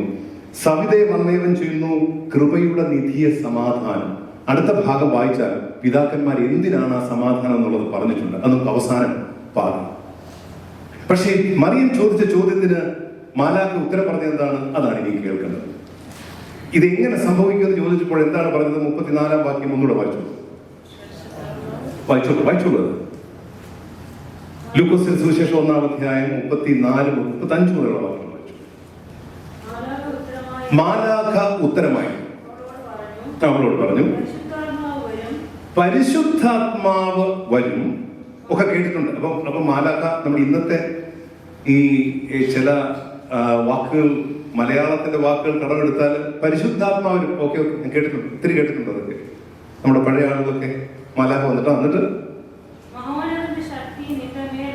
മഹോന്നത ശക്തി ആവസി ഒക്കെ കേട്ടിട്ടുണ്ട്. പോട്ടെ, ഇത് നിമിത്തം അത് കേട്ടിട്ടുണ്ട്. കാരണം ഒത്തിരി പേര് മാംസം കഴിക്കില്ല, വെട്ടുകിളിയെ മാത്രം കഴിക്കത്തുള്ളൂ, തേൻ കഴിക്കത്തുള്ളൂ. ഇതൊക്കെ പണ്ട് കേട്ടിട്ടുള്ള കാര്യങ്ങളാണ്. ആയിക്കോട്ടെ, മുമ്പോട്ട് പോട്ടെ. നിന്നിൽ ജനിക്കുന്നവൻ പരിശുദ്ധനാവും. പണ്ട് സാംസൺ ആരുടെ കാര്യമാണ് പറഞ്ഞത്? സാംസന്റെ കാര്യം ഇങ്ങനെ പറഞ്ഞത് അല്ലെ? ന്യായാധിപന്മാരുടെ പുസ്തകത്തിൽ ഇത് തന്നെ പറഞ്ഞിട്ടുണ്ട്. അതൊക്കെ കുഴപ്പമില്ല, പോട്ടെ. പിന്നീട് എന്താ വിഷയം? ഇവിടെയാണ് മാതാവിന്റെ ഉള്ളം വിടഞ്ഞത്. അവൻ ദൈവത്തിന്റെ പുത്രൻ എന്ന് വിളിക്കപ്പെടും. പിതാക്കന്മാർ എങ്ങനെ അത് എഴുതിയിരിക്കുന്നത് അറിയാമോ? കാതതിലൂടുൾ പോകി ബാല്യതൻ വചനം വാണു. ഇതെന്ന് പാടുന്ന പാട്ടാ? ക്രിസ്മസിന് എല്ലോ പെരുന്നാൾ. പുരുഷന്മാർക്ക് അറിയാമായിരുന്നു. അതുകൊണ്ട് അവർ നിങ്ങൾക്ക് പറയാൻ വേണ്ടി വെച്ചിരുന്നായിരുന്നു കേട്ടോ. അവർക്ക് ഇതൊക്കെ ഈ പാട്ടൊക്കെ എന്ന് പാടുന്നതാണ്, ഏത് സമയത്ത് പാടുന്നതൊക്കെ അറിയാം. ഈ ക്രിസ്മസിന് ഏത് സമയത്ത് പാടുന്നതാണിത്?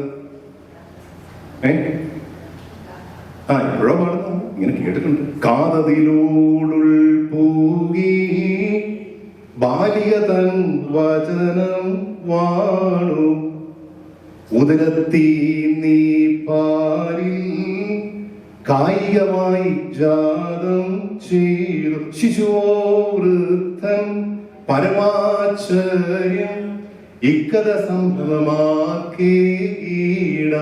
കാതതിലൂടുൾ പോകി. ഇതുവഴിയാണ് ദൈവപുത്രനാകാനായി ദൈവം തിരഞ്ഞെടുത്തത്. പരിശുദ്ധാത്മാവ് കാതിലൂടെ ഉള്ളിൽ കടന്നപ്പോൾ അവളുടെ ഉദരത്തിൽ ശിശു എപ്പോൾ ജനിച്ചുവോ അത് നീ ചോദിക്കുന്ന ചോദ്യത്തിന് ഉത്തരമാണ് ദൈവപുത്രൻ.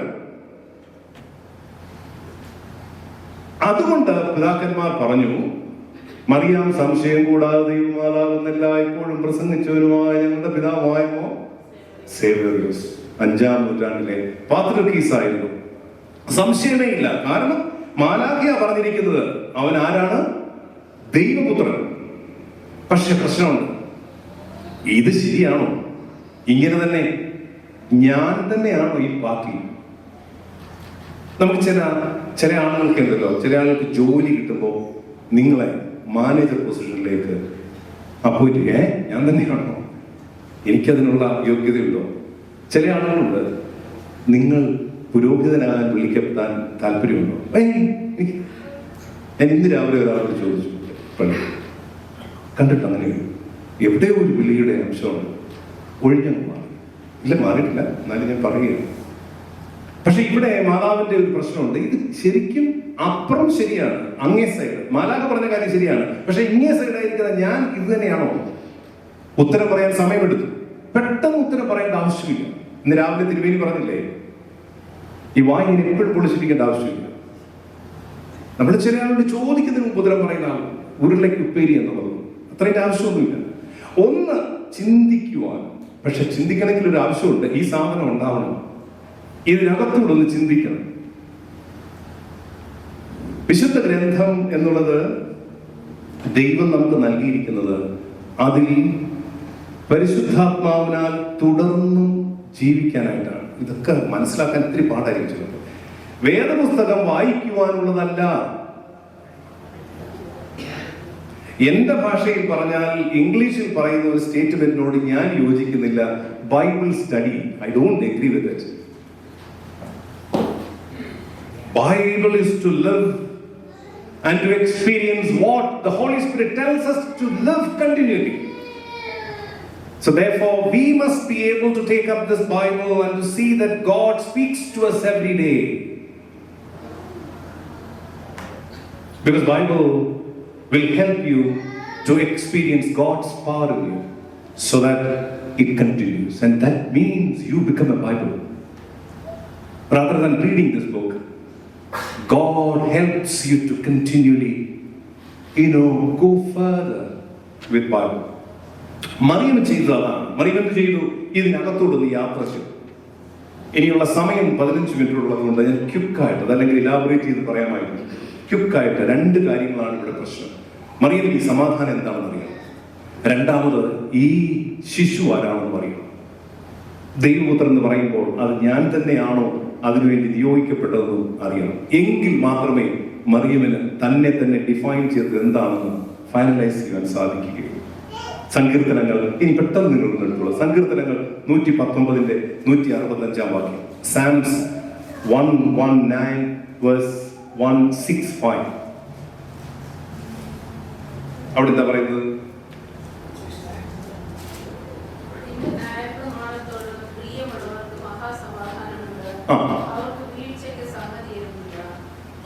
ഇവിടെ വായിക്കാമോ? നിന്റെ ന്യായപ്രമാണത്തോട് പ്രിയമുള്ളവർക്ക് മഹാസമാധാനമുണ്ട്.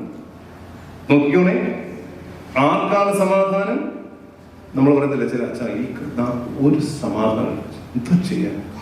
സമാധാനം എന്ന് പറയുന്ന സാധനം ഇല്ല. എല്ലാവർക്കും ടെൻഷൻ, വറീസ്, ടെൻഷൻ ഇല്ലാത്ത ഇവിടെ ഇരിക്കുന്നുണ്ടോ? അതുകൊണ്ടെങ്കിൽ കാണാൻ വേണ്ടിയോ എന്ന് നോക്കി എനിക്ക് മനസ്സിലാക്കാനായിട്ട് എങ്ങനെ അതിരിക്കുന്നതെന്ന്. വറീസ് ഇല്ലാത്ത ആളുകൾ ബാംഗ്ലൂർ ക്യൂൻസ് റോഡ് പള്ളിയിൽ ഞാൻ ശുശ്രൂഷിക്കുന്ന കാലം സൺഡേ സ്കൂളിൽ എല്ലാ ദിവസവും സൺഡേ സ്കൂളിൽ പോയി. അത് ഞായറാഴ്ച കഴിഞ്ഞാൽ സൺഡേ സ്കൂൾ നടക്കുമ്പോൾ സൺഡേ കുർബാന കഴിഞ്ഞ് താഴെ ഇറങ്ങി ചെന്ന് നമ്മുടെ സുരേഷ് ഉൾപ്പെടും, സുരേഷിന്റെ പള്ളിയാണ്. സൺഡേ സ്കൂളിലൂടെ കടന്നു. ഞാൻ അവിടെ വികാരിയായിട്ടിരിക്കുമ്പോഴത്തെ കാര്യം അവിടെ 1ാം ക്ലാസ്സിൽ ചെന്നു. ഒരു ദിവസം 1ാം ക്ലാസ് ചെന്നപ്പോൾ 5 വയസ്സുള്ള കുട്ടിയാണ്. 1ാം ക്ലാസ്സിലെ കുട്ടി ഇങ്ങനെ വെളിയിലോട്ട് നോക്കി വിഷണ്ണയായിട്ടിരിക്കുകയാണ്. ഞാൻ ചോദിച്ചു, മോക്കെന്ത് പറ്റി? Tension. 5 years old, she's under tension. I said, why? And she said, the boy is looking at me. He's continuous. She's still. See, that's ഇന്നൊക്കെയാണെങ്കിൽ നമുക്ക് കുറച്ചുള്ളതിന് ഒക്കെ വേറെ വാക്കുകളൊക്കെ ഉണ്ട്. I am talking about 2002. It is quite natural. അവിടെ അങ്ങനെ ഇരിക്കുമ്പോഴാണ് ഞങ്ങൾ അവിടെ ബാംഗ്ലൂർ ക്യൂൻസ് റോഡിൽ നിന്ന് മറ്റൊരു പള്ളി തുടങ്ങി. അവിടെ നിങ്ങൾക്ക് അറിയാമായിരിക്കും, ശുഭോച്ചനെ അറിയായിരിക്കും, പുലയത്തച്ഛൻ, ആർക്കെങ്കിലും അറിയാം. പുലയത്തച്ഛൻ ആയിരുന്നു ആദ്യം അവിടെ വികാരി. ഞാൻ അസിസ്റ്റന്റ് വികാരിയായിട്ട്, ഞാൻ തന്നെ വികാരിയാണ്. അവിടെ ഹൊസാർ റോഡിൽ ഒരു പള്ളി തുടങ്ങി. അതിനുശേഷം വന്നത് ബഹുമാനപ്പെട്ട മാത്യൂസ് അച്ഛനാണ്. മാത്യൂസ് മണലേച്ചറാണ് അച്ഛൻ്റെ സിസ്റ്ററും ബ്രദറിലും ഇവിടെ. ഞങ്ങളിങ്ങനെ വീടുകൾ വിസിറ്റ് ചെയ്യാൻ പോകുന്നത്, ഞാൻ അച്ഛനോട് എൻ്റെ അസിസ്റ്റൻ്റായിട്ട് അച്ഛൻ വന്നതാണ്. ഒരു വീട്ടിൽ ചെന്നപ്പോൾ അവിടെ ഒരു അമ്മച്ചിയുണ്ട്. അപ്പോൾ ഈ മരുമകൾ നാട്ടിൽ പോയിട്ട് തിരികെ വന്നപ്പോൾ ഉള്ള ഒരു സംഭവമാണ്. അപ്പോൾ ആ മരുമകൾ തിരിച്ചു വന്ന് അമ്മച്ചിയെ വിസിറ്റ് ചെയ്യാൻ ചെന്നപ്പോൾ പറഞ്ഞു, മോള് നാട്ടിൽ പോയിട്ട് വന്ന വഴി പാലക്കാട്ട് നിന്ന് നല്ല പാലക്കാട് ഹൽവ കൊണ്ടുവന്നിട്ടുണ്ട്, എടുക്കട്ടെ എന്ന് ചോദിച്ചു. അപ്പോൾ ഞാൻ പറഞ്ഞു കുഴപ്പമില്ല, കഴിക്കാം. അപ്പോൾ ഇതിങ്ങനെ സ്ലൈസ് ചെയ്തു. ഈ മരുമകൾ ഇത് സ്ലൈസ് ചെയ്തിട്ട് എനിക്ക് അച്ഛനായിട്ട് കൊണ്ടുവരികയാണ്. അച്ഛൻ്റെ മുമ്പിൽ ട്രേ കാണിച്ചു, അച്ഛനതെടുത്തു. അതിനുശേഷം ഞാനെടുത്തു. അപ്പോൾ അമ്മച്ചി നല്ല പ്രായമാണ്. അമ്മച്ചി ഇങ്ങനെ കാലിങ്ങനെ നീട്ടി വെച്ചേക്കാം. എങ്ങോട്ടാണ്? കുഴിയിൽ. ഞാൻ കാല് നീട്ടി വെച്ചേക്കാം. സത്യമായിട്ട് ഞാൻ പറഞ്ഞതല്ല കേട്ടോ, ഞാൻ പറഞ്ഞതല്ല. ഇവിടെ ഞാൻ അവിടെ നിന്ന് ചേച്ചിയാ പറഞ്ഞത് കുഴിയിലോട്ടാണ്. അമ്മച്ചിമാര് കാല് നീട്ടിയാൽ എങ്ങോട്ടാണ്? കുഴിയിലോട്ട്. ഷോ, ഞാനിതിപ്പോൾ ഈ ആദ്യമായിട്ട് കേൾക്കാം ഇങ്ങനെ. പോട്ടെ, അത് കുഴപ്പമില്ല, ചേച്ചി പ്രയാസപ്പെടണ്ട, ഞാൻ തമാശ പറഞ്ഞത്. എല്ലാവരും ഉണരട്ടെന്ന് വിചാരിച്ചു പറഞ്ഞതാണ്. ശരിയാണ്, അമ്മച്ചി നല്ല പ്രായമായി. അപ്പൊ ഞാൻ ഈ ട്രേ ഞാൻ എടുക്കുന്നതിന് അച്ഛനെടുത്തു, എന്തെങ്കിലും വന്നപ്പോൾ ഞാൻ ഈ ട്രേ എടുത്ത് അമ്മച്ചിയുടെ കൊടുത്തു. 93 വയസ്സാണ്, നല്ല ബ്യൂട്ടിഫുൾ ആയിട്ട് അമ്മച്ചി ഒന്നിങ്ങനെ ഇരിക്കാനാണ്. ഞാൻ അമ്മച്ചിക്ക് ഈ ട്രേ അങ്ങോട്ട് കൊടുത്തപ്പോൾ അമ്മച്ചി ഒരു കഷ്ണം എടുക്കാൻ പറഞ്ഞു. വേണ്ട വെച്ചാൽ ഞാൻ പറഞ്ഞു, അമ്മച്ചി ഇത് കഴിക്കില്ലേ? കഴിക്കും, ഭയങ്കര ഇഷ്ടമാണ്. പിന്നെ ഒരെണ്ണം എടുത്തേ. അല്ല, ഇനി ഷുഗർ കാണാൻ പിടിക്കുന്ന ടെൻഷനിലാണ്. 93 വയസ്സുള്ള അമ്മച്ചി ഇപ്പോഴും അണ്ടർ ടെൻഷനാണ്. ഇനിയും ഷുഗർ കാണാൻ പിടിക്കും. ഇനി എന്ന് കഴിക്കാനാണ്? We are all under tension. Why do we have this tension? Why? Because we don't know. According to Psalm 19:119, what is that saying? സമാധാനിക്കുന്നല്ല പറയുന്നത്. എന്താണ് ആദ്യം വായിച്ചത്? ആദ്യത്തേത് വായിച്ചത് നിന്റെ ന്യായപ്രമാണം. നിന്റെ ന്യായപ്രമാണത്തോട് പ്രിയമുള്ളവർക്ക് മഹാസമാധാനം. ഞാൻ ഒന്നുകൂടെ I'm just asking a question for fun. It's only for fun. How many of you really go through the Bible seriously? I mean, ഈ രാവിലെ ദുഷ്ടന്മാരുടെ ആഗ്രഹപ്രകാരം നടക്കാതെ, പാപങ്ങൾ വഴിയിരിക്കാതെ, പരിഹാസങ്ങൾ ഇതല്ല ഞാൻ പറഞ്ഞത്. ഇത് നമുക്ക് സ്ഥിരമായിട്ട് ചെയ്യുന്നത് യഹോവയുടെ ന്യായപ്രമാണത്തിൽ പറയാം.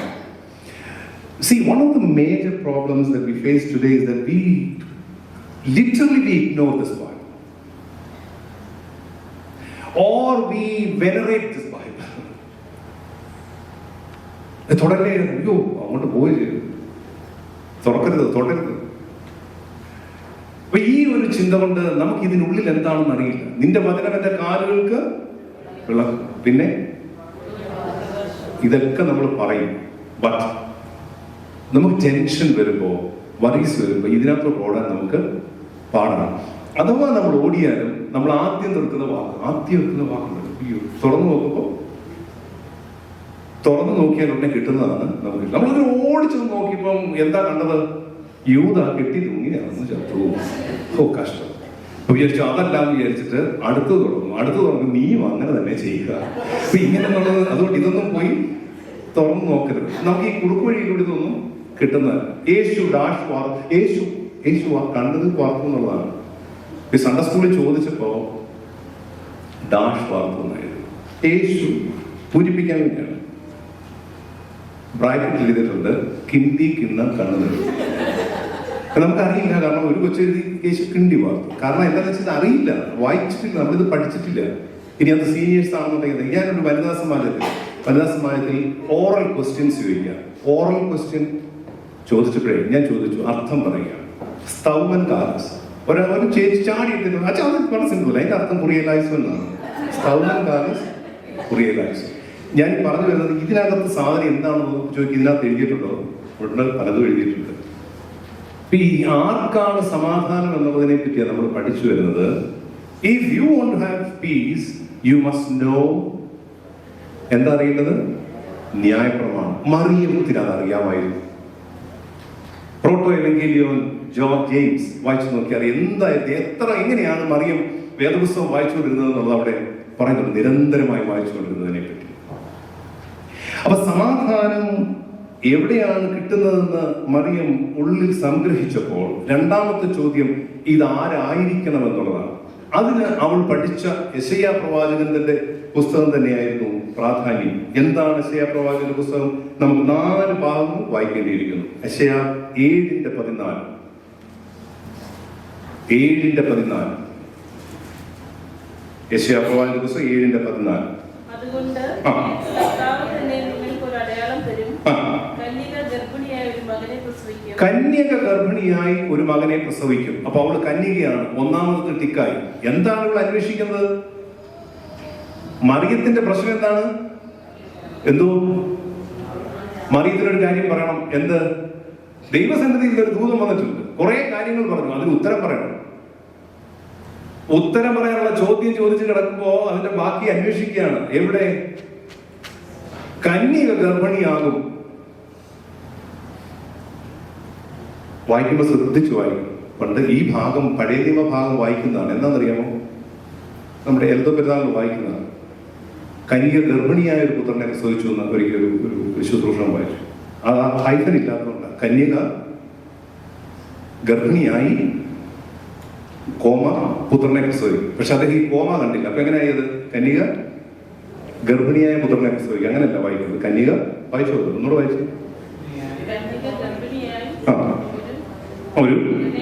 ഒരു മകനെ പ്രസവിക്കും. അപ്പൊ ഒന്നാമത്തത് മറിയം ടിക്ക് ചെയ്തു. ഇതിനകത്ത് എന്തോ ഞാനുമായിട്ടൊരു കണക്ഷൻ ഉണ്ട് എന്നുള്ളത് മറിയമിന് മനസ്സിലായി. ഈ കണക്ഷൻ ഉണ്ടോ ഇല്ലയോ എന്ന് അറിയാൻ മറ്റൊരു പ്രതിസന്ധി ഉണ്ടായിരുന്നു. അതെന്താണെന്ന് അറിയാമോ? ലൂക്കോസ് സുവിശേഷം 1-ാം അധ്യായത്തിന്റെ 25-26 വാക്യങ്ങൾ. ഞാൻ ഒത്തിരി വാക്യങ്ങൾ പറയുന്നത് നിങ്ങൾ കൺഫ്യൂസ് ചെയ്യാനല്ല, ഇത് കുറെ കൂടെ ക്ലാരിറ്റി കിട്ടാൻ വേണ്ടിയാണ്. ലൂക്കോസ് സുവിശേഷം 1-ാം അധ്യായം 25-26. മനുഷ്യരുടെ ഇടയിൽ എനിക്കുണ്ടായിരുന്നത് ഇന്ന് നീക്കുവാൻ കർത്താവ് എന്നെ കടാക്ഷിച്ചു. 26-ാം വാക്യം. 6-ാം മാസത്തിൽ ദൈവം ഗബ്രിയേൽ ദൂതനെ 6-ാം മാസത്തിൽ ദൈവം ഗബ്രിയേൽ ദൈവദൂതനെ നസ്രേത്ത് എന്ന ഗലീല പട്ടണത്തിൽ ദാവീദിന്റെ വംശത്തിലുള്ള ഒരുത്തിന്റെ അടുത്ത് വിട്ടു. അപ്പൊ ഈ മറിയമിനുള്ള രണ്ടാമത്തെ പ്രശ്നം, ഇത് എന്തുകൊണ്ടാണ് മാലാഖ ദാവീദിന്റെ വംശത്തിലുള്ള സ്ഥലത്ത് തന്നെ വന്നത് എന്നുള്ളതാണ്. ഇനി 37-ാം വാക്യം വായിച്ചു.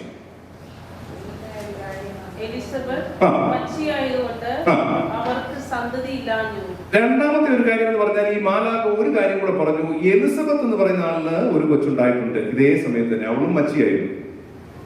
ഇപ്പൊ ഗബ്രിയേൽ വരുന്നപ്പോൾ ദാവീദിന്റെ സന്തതിയിലാണ് വരുന്നത്.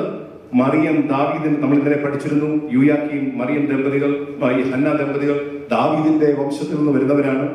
അതുകൊണ്ട് ഇവിടെ 2 കാര്യങ്ങൾ ഇപ്പോൾ കഴിഞ്ഞിരിക്കുകയാണ്. അതുകൊണ്ട് ഇനി നമുക്ക് മൂന്നാമത്തത് നോക്കാം. ഇതും പഴയ നിയമത്തിൽ അവൾ പഠിച്ച ഗ്രന്ഥവുമായിട്ട് എന്തെങ്കിലും കണക്ഷൻ ഉണ്ടോ എന്ന് യെശയ്യാ പ്രവാചകന്റെ പുസ്തകം 9-ാം അധ്യായം 6-ാം വാക്യം. നമുക്കൊരു ശിശു ജനിച്ചിരിക്കുന്നു, നമുക്കൊരു മകൻ നൽകപ്പെട്ടിരിക്കുന്നു. ആധിപത്യം അവന്റെ തോളിലുണ്ട്.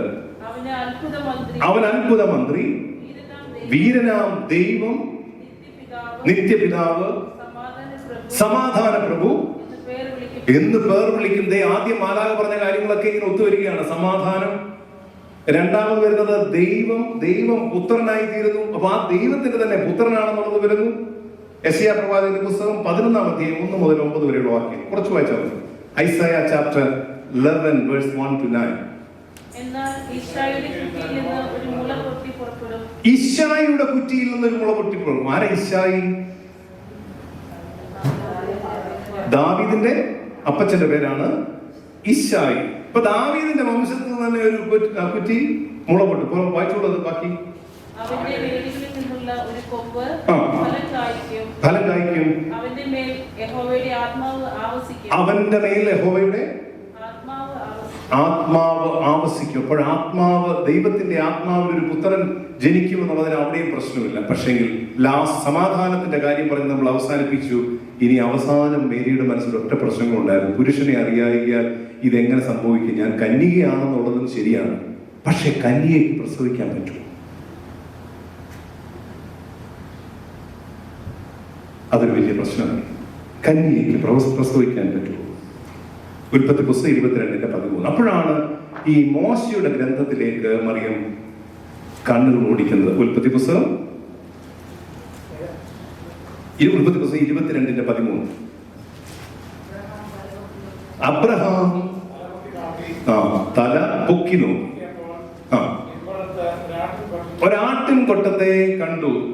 തരുവിൽ നിന്നാജമുണ്ടായി. ഇനി പുറപ്പാട് പുസ്തകം 17:6. പുറപ്പാട് 17:6.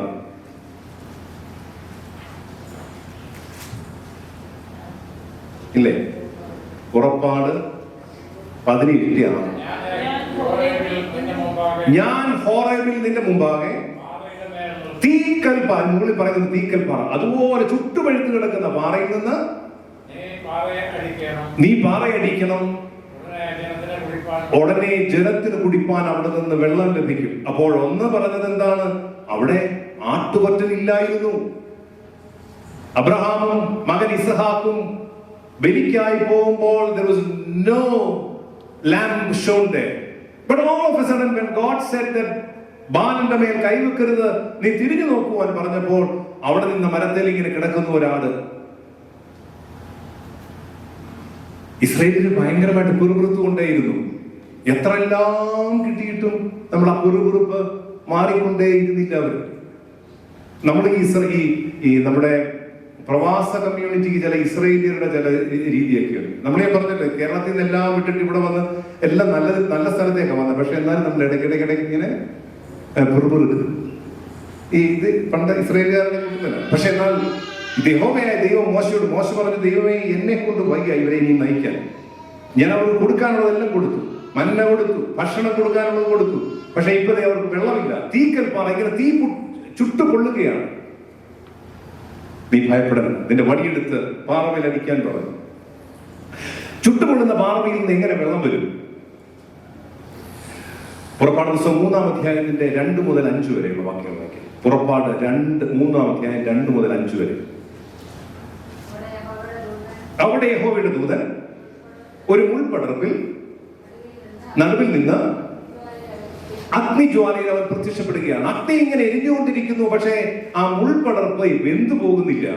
ആരുടെ മനസ്സിലൂടെ പോകുന്നു? ഞാനിത് ഭാഗം വായിച്ചതല്ല, മറിയമിന്റെ മനസ്സിലൂടെ പോവുകയാണ്. പിതാക്കന്മാർ അതുകൊണ്ടാണ് നമ്മളോട് എല്ലാ ഞായറാഴ്ചയും മധ്യസ്ഥ പ്രാർത്ഥനയ്ക്ക് പാടുവാൻ പറഞ്ഞത്. തരുവിൽ നിന്നാജമുണ്ടായി തോയം തീക്കല്ലിൽ നിന്നും. ഇത് രണ്ടും അങ്ങനെ ഉണ്ടാകാമെങ്കിൽ മാത്രമല്ല, എന്താ ഉൽപ്പത്തിയിൽ പറഞ്ഞത്? ഉൽപ്പത്തിയിൽ എന്താ പറയുന്നത്? എഴുതി നിരവി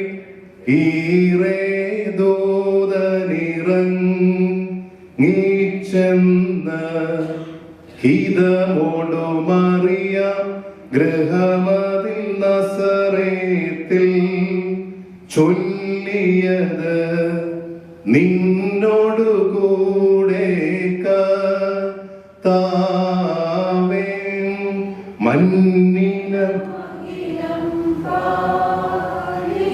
ഇത് കേട്ടിട്ട് അടുത്തത് പിതാക്കന്മാർ എന്താ പാടിയത്? മുൾമരമേരിയാതിരുതി തന്നടുവിൽ കണ്ടതുപോ ചിന്മയനാമറിയാമിൽ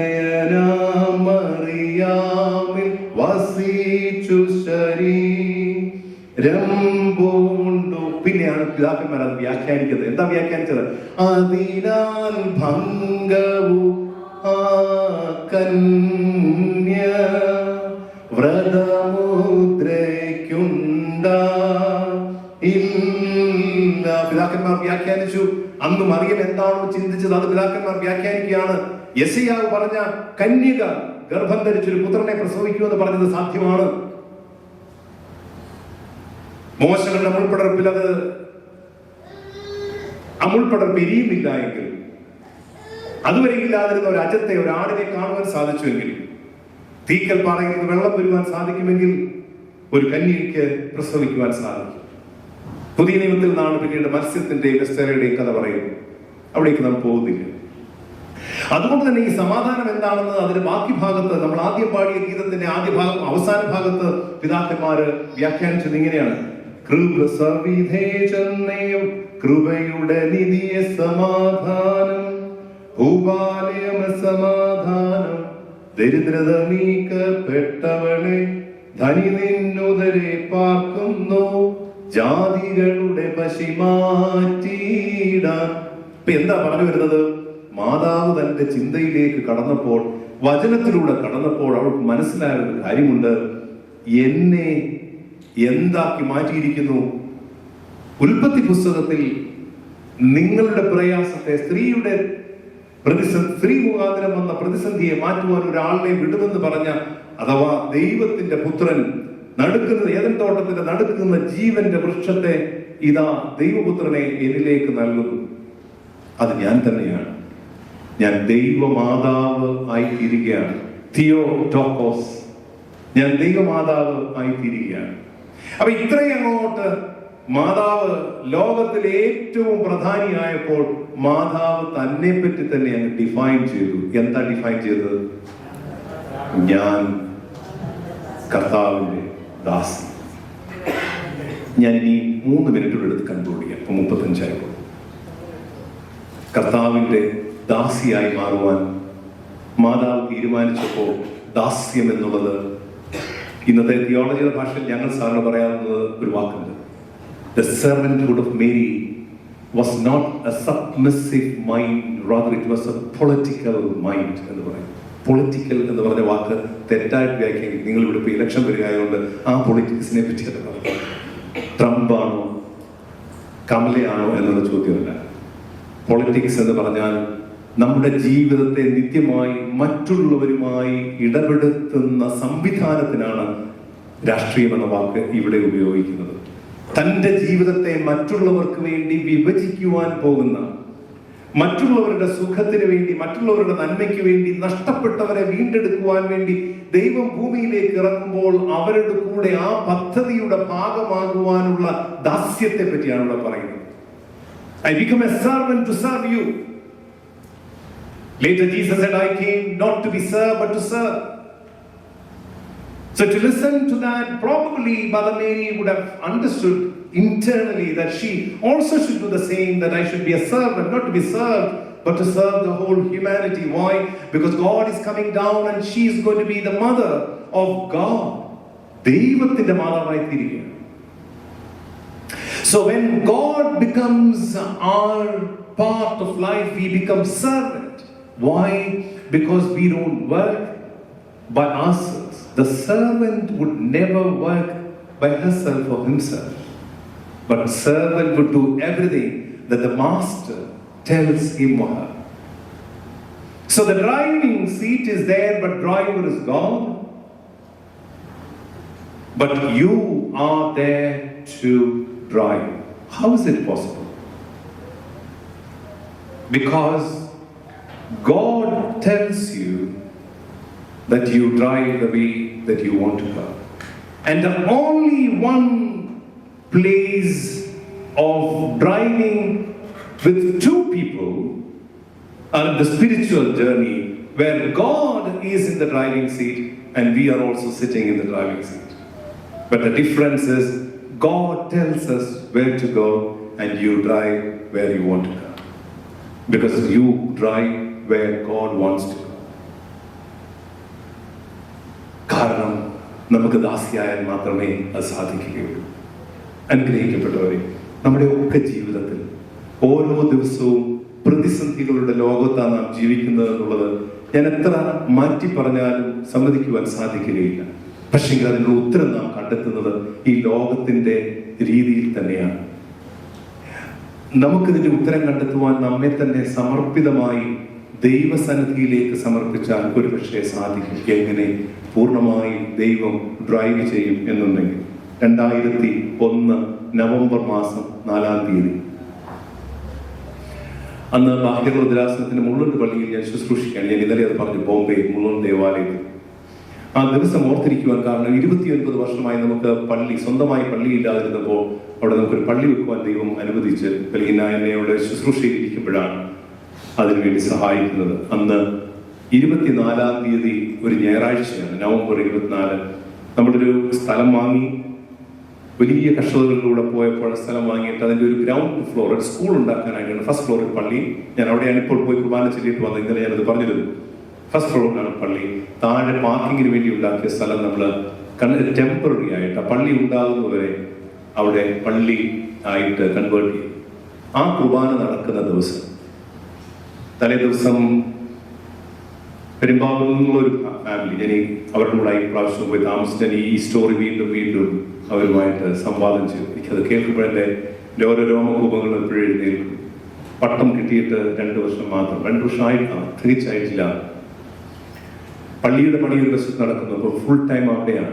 ഈ സമയത്താണ് ഞാൻ ഈ പറഞ്ഞ പെരുമ്പാവൂരിലുള്ള അരിയട്ടുകുടി ഫാമിലിയിൽ നിന്നുള്ള എൻ്റെ ഒരു ഡിസ്റ്റന്റ് റിലേറ്റീവ് ചേച്ചിയെ അവിടെ വിവാഹം കഴിച്ചിട്ടുണ്ട്. അവരുടെ ദമ്പതികൾ നാട്ടിലായി, ഇവിടുത്തെ അവർ നാട്ടിലാണ്. അവർക്ക് ഒരേ ഒരു കുഞ്ഞ്. ആ കുഞ്ഞ് ഉണ്ടായിക്കഴിഞ്ഞപ്പോൾ ചേച്ചിയുടെ ഗൈനിക് ഇഷ്യൂ കൊണ്ട് അപ്പോൾ തന്നെ ഗർഭപാത്രം എടുത്ത് മാറ്റിക്കളയേണ്ടതായിട്ട് വന്നു. അപ്പോൾ അതുകൊണ്ട് ഒരു കുഞ്ഞുമായിട്ട് അവർ ജീവിക്കുകയാണ്. എന്നാൽ ഈ കുഞ്ഞ് നാട്ടിൽ ചെന്നപ്പോൾ വളരെ വ്യത്യസ്തമായ അൺഐഡന്റിഫൈഡ് ആയിട്ടുള്ള ഒരു രോഗം ആ കുട്ടിയെ ബാധിച്ചു. ജോണ്ടിസ് ആണെന്ന് ആദ്യം പറഞ്ഞു, പിന്നീട് ജോണ്ടിസ് മാറി മറ്റെന്തോ ആയി പറഞ്ഞു. കുട്ടി മരണത്തോട് മല്ലടിക്കുന്ന യാത്രയിലേക്കാണ്. എന്നാൽ ഈ അപ്പൻ ബോംബെയിൽ തന്നെയുണ്ട്. അമ്മ നാട്ടിലായിരുന്നപ്പോൾ അപ്പനോട് വിളിച്ചു പറഞ്ഞു, no, I want to bring the child back to Mumbai. അന്ന് ഇത്രയും ഫോൺ സൗകര്യങ്ങളൊന്നുമില്ല. എന്നോട് ആ ചാച്ചനും പള്ളിയുടെ പണിയുമായി ബന്ധപ്പെട്ടിരിക്കുകയാണ്. എന്നോട് പറഞ്ഞു, എക്സ് എന്ന് പറയാൻ ഞാൻ പേരുകൾ ഉപയോഗിക്കുന്നില്ല, ആള് വരുന്നുണ്ട്, കുഞ്ഞിനെയും കൊണ്ട് വരികയാണ്, ബോംബെയിൽ നമുക്ക് ട്രീറ്റ്മെന്റ് നടത്താൻ നോക്കാം, പക്ഷേ അച്ഛൻ പ്രാർത്ഥിക്കണം, വേറെ ഒരു ഓപ്ഷനും ഇല്ല. അങ്ങനെ കുഞ്ഞിനെ അവിടെ ബോംബെയിൽ കൊണ്ടുവന്ന് താന ചിൽഡ്രൻ സ്പെഷ്യൽ ഹോസ്പിറ്റലിൽ അഡ്മിറ്റ് ചെയ്തു. 2 ദിവസമായി ഓരോ നിമിഷം എന്നെ വിളിച്ച് പറയും, വെച്ച് പ്രാർത്ഥിക്കണം, ഞങ്ങൾക്ക് ഇനി ഒരു ഓപ്ഷൻ ഇല്ല. ഡോക്ടേഴ്സ് പറഞ്ഞു ഞങ്ങളെ കൊണ്ടുവന്ന് സാധിക്കില്ല. എന്നാൽ ഇവരുടെ ഈ ദൈവ സാന്നിധ്യത്തോടുള്ള ആ തീക്ഷ്ണത എന്നെ ഒരു പ്രയാസസന്ധിയിൽ കൊണ്ടെത്തിച്ചു. അതെന്താണെന്ന് ചോദിച്ചാൽ, ദേവാലയത്തിൽ ഒരു നിമിഷം പോലും വെളിയിൽ പോകാൻ പറ്റില്ല. കാരണം പള്ളിയിൽ പിറ്റേ ദിവസം കുർബാന നടക്കാം. ഞാൻ പ്രാർത്ഥിക്കുന്നുണ്ടെങ്കിലും എനിക്ക് ആ സാന്നിധ്യത്തിൽ അവിടെ വരെ ചെല്ലുവാൻ സാധിക്കുന്നില്ല. എന്തോ അകറ്റി നിർത്തുകയാണ്. എനിക്ക് എവിടെ നിന്നും മാറാൻ പറ്റുന്നില്ല. ഹോസ്പിറ്റലിൽ ചെന്ന് കുട്ടിയുടെ അടുത്ത് പ്രാർത്ഥിക്കുവാനും പറ്റുന്നില്ല. പക്ഷെ അവരെന്നെ കരഞ്ഞു പറഞ്ഞ് പ്രാർത്ഥിക്കണം. 23-ാം തീയതി രാത്രി ഞാൻ ചെല്ലാമെന്ന് പറഞ്ഞു. പക്ഷെ പള്ളിയുടെ ഒരുക്കങ്ങളൊക്കെ കഴിഞ്ഞപ്പോഴേക്കും രാത്രി 12 മണിയായി. അപ്പൊ ഞാൻ അവരോട് പറഞ്ഞു, ഞാൻ രാവിലെ വരാം, കുർബാന തുടങ്ങുന്നതിന് മുമ്പ് വരാം. രാവിലെ കുർബാന തുടങ്ങുന്നതിന് മുമ്പ് ഈ 12 മണിക്ക് വീട്ടിൽ പോയി ഫ്രഷായി കുളിച്ച് കിടന്ന് 5 മണിക്ക് മുമ്പ് വീട്ടിൽ നിന്ന് എഴുന്നേറ്റിട്ട് ഹോസ്പിറ്റലിൽ ചെന്നു. വാച്ച്മാനോട് പറഞ്ഞ് ഞങ്ങൾ 2ാം നിലയിലാണ് കുട്ടി കിടന്നത്. മുറിക്കുള്ളിൽ ചെന്ന് അവരോട് ചോദിച്ചു, എന്താണ്, എങ്ങനെയാണ് ഇപ്പോഴത്തെ കണ്ടീഷൻ? അവര് അലമുറയിട്ട് കരയുകയല്ലാതെ നമുക്കൊന്നും പറയാൻ പറ്റില്ല. അവർ പറഞ്ഞു, 8 o'clock ഡോക്ടർ പറയും എന്താണ് ചെയ്യേണ്ടത്. ലാസ്റ്റ് ഓപ്ഷൻ ബ്ലഡ് ട്രാൻസ്ഫ്യൂഷനാണ്. കുട്ടിയുടെ രോഗം മൂർച്ഛിച്ചുകൊണ്ടേയിരിക്കുന്നു. ബ്ലഡ് ട്രാൻസ്ഫ്യൂഷൻ നടന്നിട്ട് ശരിയായില്ലെങ്കിൽ we can't get any help for you. You continue to pray. ഇവരെന്നെ ഞാൻ പിടിച്ചിട്ട് പറയാൻ പ്രാർത്ഥിക്കും. I'm a very young priest. I don't know how to pray and what to pray at this point in time. I felt God's presence and my wife was there with me and I laid my hands on him and I said, God, I don't know how to pray and what to pray. You know the situation, but you heal it if it is your will. You see the parents, they're very much, even now, they're very much into God seeking. I prayed and then there was no lift as such. I came to the stairs. Husband stayed in the room and wife just came out. And again she said, Acha, you're going for the Qurban, pray. I said, I'll pray. But I just said something which I shouldn't have said. I know that the boy cannot even move. I said, Chechi, I'm going to the Qurbana. Bring him for the Qurbana in the church. And what happened was, as we were going down, my wife, she's a nurse by profession, she said, Acha, did you mean it? It's something, you have to mind your words. It's very, very sad. They will feel sad that bringing this child to church. The preference is to go to the doctor. അന്ന് കോട്ടയത്തിൻ്റെ തീമത്ത് സിരുവേരി ബാഹ്യത്തിൻ്റെ വിദ്യാസനത്തിലാണ് അദ്ദേഹം കുർബാന ചൊല്ലുന്നത്. വേറെ 2 അച്ഛന്മാർ 3 പേർ കുർബാനയാണ്. കുർബാന കഴിഞ്ഞ് ഇന്ന് അഭിവന്തിരുമേനി വിശുദ്ധ കുർബാനയ്ക്ക് ശേഷം ബഹുമാനപ്പെട്ട വികാരി അച്ഛന് വിശുദ്ധ കുർബാന കൊടുക്കുന്നത് പോലെ അച്ഛനോട് പറഞ്ഞു, അച്ഛൻ വിശുദ്ധ കുർബാന കൊടുക്കാൻ പറഞ്ഞതുപോലെ എന്നോടത് പറഞ്ഞു. സജ്ജിച്ചൻ വരിക, കുർബാന എല്ലാവർക്കും കൊടുക്കാൻ പറഞ്ഞു. മറ്റൊരു കൊടുക്കുന്നുണ്ട്. ഞാൻ കണ്ണിച്ചിട്ട് നടുക്ക നിന്നിട്ട് വിശുദ്ധ കുർബാന കൊടുത്തുകൊണ്ടിരിക്കുകയാണ്. ഓരോരുത്തർ കൊടുക്കുന്നു. ആ സമയം എൻ്റെ കണ്ണുകൾക്ക് ഇനി വിശ്വസിക്കാൻ വയ്യ. ഞാൻ കിടക്കയിൽ കിടന്ന കുഞ്ഞിന് നടന്ന് എൻ്റെ മുമ്പിൽ വന്നിട്ട് വിശുദ്ധ കുർബാന കഴിഞ്ഞിട്ട് ഞാൻ ഓടി ആ പേരൻസിൻ്റെ അടുത്ത്. What happened? They said, Acha, 8 o'clock we went to doctor. Doctor said he's completely okay. There's nothing wrong in him. There's no need for blood transfusion. What? The doctor is amazed. What happened? Everyone is amazed. And they picked me from the airport, Mumbai airport, to their home, and I stayed there. I mean, always I stay with them. A little bit of distant relations. And every time I want to reiterate it, and I ask them, do you remember the story? Yes, I remember everything. Every speech what I said, every sentence what I said, they remember. Because they want to see God, and they are with God. The answer is only one thing. Be a servant. God will come to your home. And God will be with your body. And then you speak what God wants to speak. You drive where God wants to drive. You decide what God wants in your life. And that's the reason why I said at the beginning, it is not human construct. Christian life is not a human construct, but it is God's desire. Let's pray.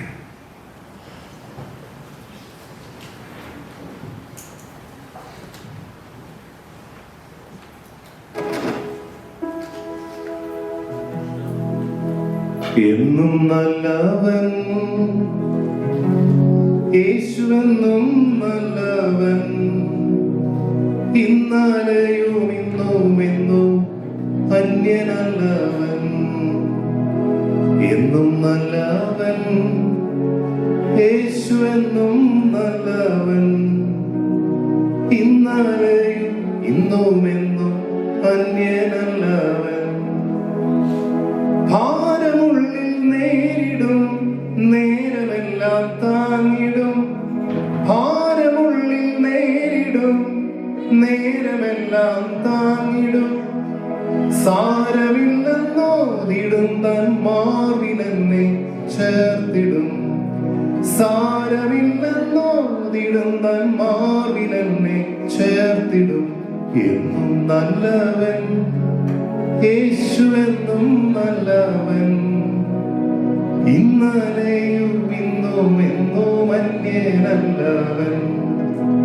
ഇന്നലെയും ഇന്നും എന്നും അന്യനല്ലവൻ. നിത്യനായ ഞങ്ങളുടെ സ്വർഗീയ ദൈവമേ, വിശ്വസ്ത കർത്താവേ, ഞങ്ങളോട് നീ കരുണ ചെയ്യണം. കർത്താവേ, ഇന്ന് രാത്രികാലം ഞങ്ങൾക്ക് നീ തന്ന ഈ സ്നേഹത്തിനായി ഞങ്ങൾ സ്തുതിക്കുന്നു.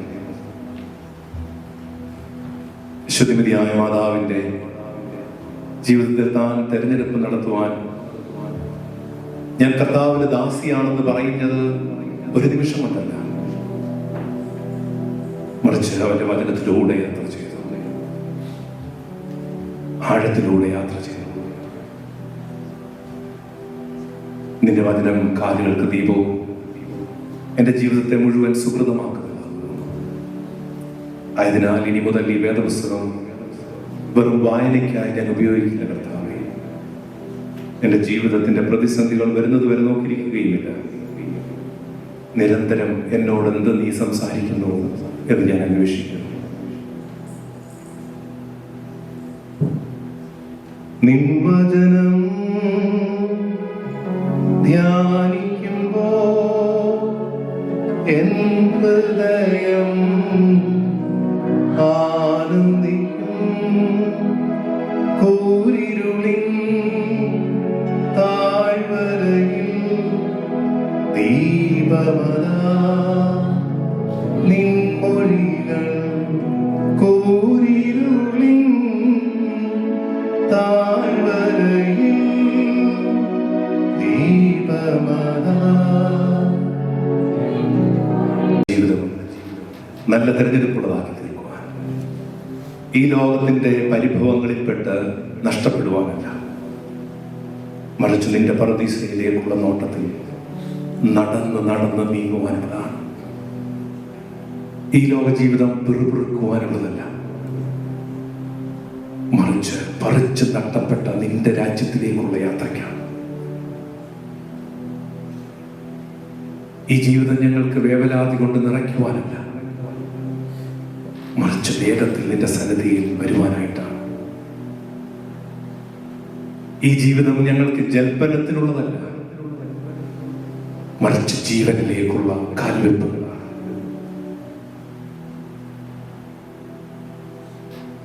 നിന്റെ വഴി ഞങ്ങളെ കാണിക്കണമേ. വാഴ്ത്തുക ഞങ്ങളെ ദേവേശ, കാത്തരുളുക നമ്മാനാവേ. കർത്താവേ തുണയായവനേ, കാണിക്കണമേ ജീവവഴി. ആ ജീവവഴി കാണുവാൻ ഞങ്ങളെ അവിടുന്ന് സഹായിക്കണം കർത്താവേ. ഞങ്ങൾക്കറിയാം ഈ ലോകത്തിൽ വഴികൾ വളരെയുണ്ട്. പലപ്പോഴും ഞങ്ങൾ വന്ന് നിൽക്കുന്ന സ്ഥാനത്ത് നിന്ന് എങ്ങോട്ട് പോകണമെന്ന് ഞങ്ങൾക്കറിയില്ല. രണ്ട് വഴികളാണല്ലോ ഞങ്ങൾ കാണുന്നത്, ജീവവഴി, മൃതിബന്ധാവന്നീ. ഇരുവഴികൾ സഹദേ കണ്ടു, നവജീവൻ പ്രാപിച്ചിടാനായി ഇടുങ്ങിയ വഴി അവർ കാക്ഷിച്ചു. സാത്താനോടവരടരാടി അവനെ ജയിച്ചവർ ചൊല്ലുന്നു, ദൈവനാമം ബഹുമാന്യം. ആരാധകർക്കതു മാർഗദർശി, അർത്ഥികൾ തന്നെ അഭയസ്ഥാനം. ഇടുങ്ങിയ വഴി ഞങ്ങളുടെ മുമ്പിൽ ഉണ്ടാകുന്ന കർത്താവേ, പക്ഷെ ഞങ്ങൾക്ക് ഭയമില്ല. ഞങ്ങൾ തന്നെയല്ല ഞങ്ങളുടെ ഡ്രൈവിംഗ് സീറ്റ്, നീ ഞങ്ങളോടൊപ്പം. പണ്ട് ആ കടൽക്കരയിലൂടെ നടന്നപ്പോൾ ആ വേദന എടുത്ത ആ യുവാവ് പറഞ്ഞില്ലേ, നീ എന്തേ എന്നെ കാണുന്നില്ല? നീ പറഞ്ഞില്ലേ, നിന്റെ കാൽപാദങ്ങൾ നോക്കിയേ, നിന്നെ ഞാൻ എടുത്തിരിക്കുകയാണ്, നമ്മുടെ ഒരു കാൽപാദമാണ് ഇപ്പോൾ കാണുന്നത്. മകനെ മകനെ, നിന്നെ ദൈവം വിളിച്ചിട്ടുണ്ട്. അതുകൊണ്ട് അറിഞ്ഞുകൊണ്ടോ അറിയാതെയോ നമ്മളിൽ വന്ന പിഴകളെ ക്ഷമിക്കുവാനായി പറയുവാനല്ലാതെ മറ്റെന്ത് നമുക്ക് സാധിക്കും? അതുകൊണ്ട് നമുക്ക് ഉറക്കെ ഹൃദയത്തിൽ നിന്ന് പറയാം, കർത്താവേ എന്നോട് കരുണ ചെയ്യണമേ. നമുക്ക് ഉച്ചത്തിൽ പറയാം, കർത്താവേ എന്നോട് കരുണ ചെയ്യണമേ. കർത്താവേ എന്നോട് കരുണ ചെയ്യണമേ. Lord, have mercy upon us. Lord, have mercy upon us.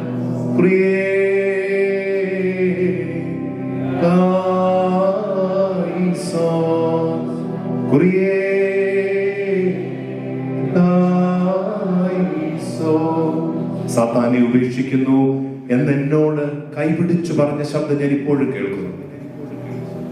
മശിഹായെ സ്വീകരിക്കുക, എന്റെ രക്ഷകനും കർത്താവുമായ മശിഹായെ ഞാൻ വിടില്ല. എന്നിലേക്ക് നീ ആവസിച്ചതാണ് പരിശുദ്ധാത്മാവ് അഭിഷേകം മുഖാന്തരം. ഇനി പാപമേ വിട, എന്നിൽ നീ മാത്രം ജീവിക്കും. എന്റെ ഉദരം, എന്റെ ശരീരം ഞാൻ നിനക്കായി നൽകുന്നു. സമാധാനം നടത്തുന്നവർ ഭാഗ്യവാന്മാർ, അവർ ദൈവത്തിന്റെ പുത്രന്മാരെന്ന് വിളിക്കപ്പെടും. നിന്റെ പുത്രനായി എനിക്ക് ജീവിക്കണം, നിന്റെ പുത്രിയായി എനിക്ക് ജീവിക്കണം. എനിക്ക് വഴികാട്ടിയായി നിന്റെ അമ്മ, ദൈവത്തിന്റെ മാതാവ്, ദൈവജനേത്രി തിയോട്ടോക്കോസ് സുഗാർ. അമ്മേ അമ്മേ എന്നു വിളിച്ച് നിൻ സവിധത്തിൽ ഓടിക്കൂടും നീ ഏഴകളെ തള്ളിയിടല്ലേ. 9 മാസം നിന്നെ വഹിച്ച ജനനിയെ ഓർത്ത് ക്രോധാതെണ്ടി ഞങ്ങളിൽ നിന്നും നീക്കുക. നന്ദിനാഥ, മാതാവെ ഞങ്ങൾക്ക് വേണ്ടി അപേക്ഷിക്കണം. നീ കടന്നു വന്ന് ഞങ്ങൾ ഓരോരുത്തരെയും അവിടെ തൊടണമേ. ഞങ്ങളുടെ ഹൃദയങ്ങളെ രൂപാന്തരപ്പെടുത്തി നിന്നിലേക്ക് ആക്കണമേ. നിന്റെ സമാധാനം നിറയുന്നവരും നിന്റെ ദൈവപുത്രൻ പുത്രി എന്ന് വിളിക്കപ്പെടുന്നവരുമായി തീരണമേ. ഞങ്ങൾ വന്നതുപോലെയല്ല, തിരികെ പുതിയ രൂപാന്തരപ്പെട്ട നിന്റെ സ്നേഹത്തിൽ ജീവിക്കുന്ന, നിന്നോട് കമ്മിറ്റ്മെന്റുള്ള, നിന്നെ തിരഞ്ഞെടുത്ത മക്കളായി തീരുവാനിട വരുത്തണം. അപ്രകാരം ഞങ്ങളെ രൂപാന്തരപ്പെടുത്തി മുമ്പോട്ട് കൊണ്ടുപോകാൻ സഹായിക്കണം. ആയത് ദൈവമാതാവിശ്വകനിമൂറിയാറ്റി സകല പരിശുദ്ധന്മാരുടെ ശുദ്ധി മധ്യസ്ഥകളാലും പ്രാർത്ഥനകളാലും തന്നെ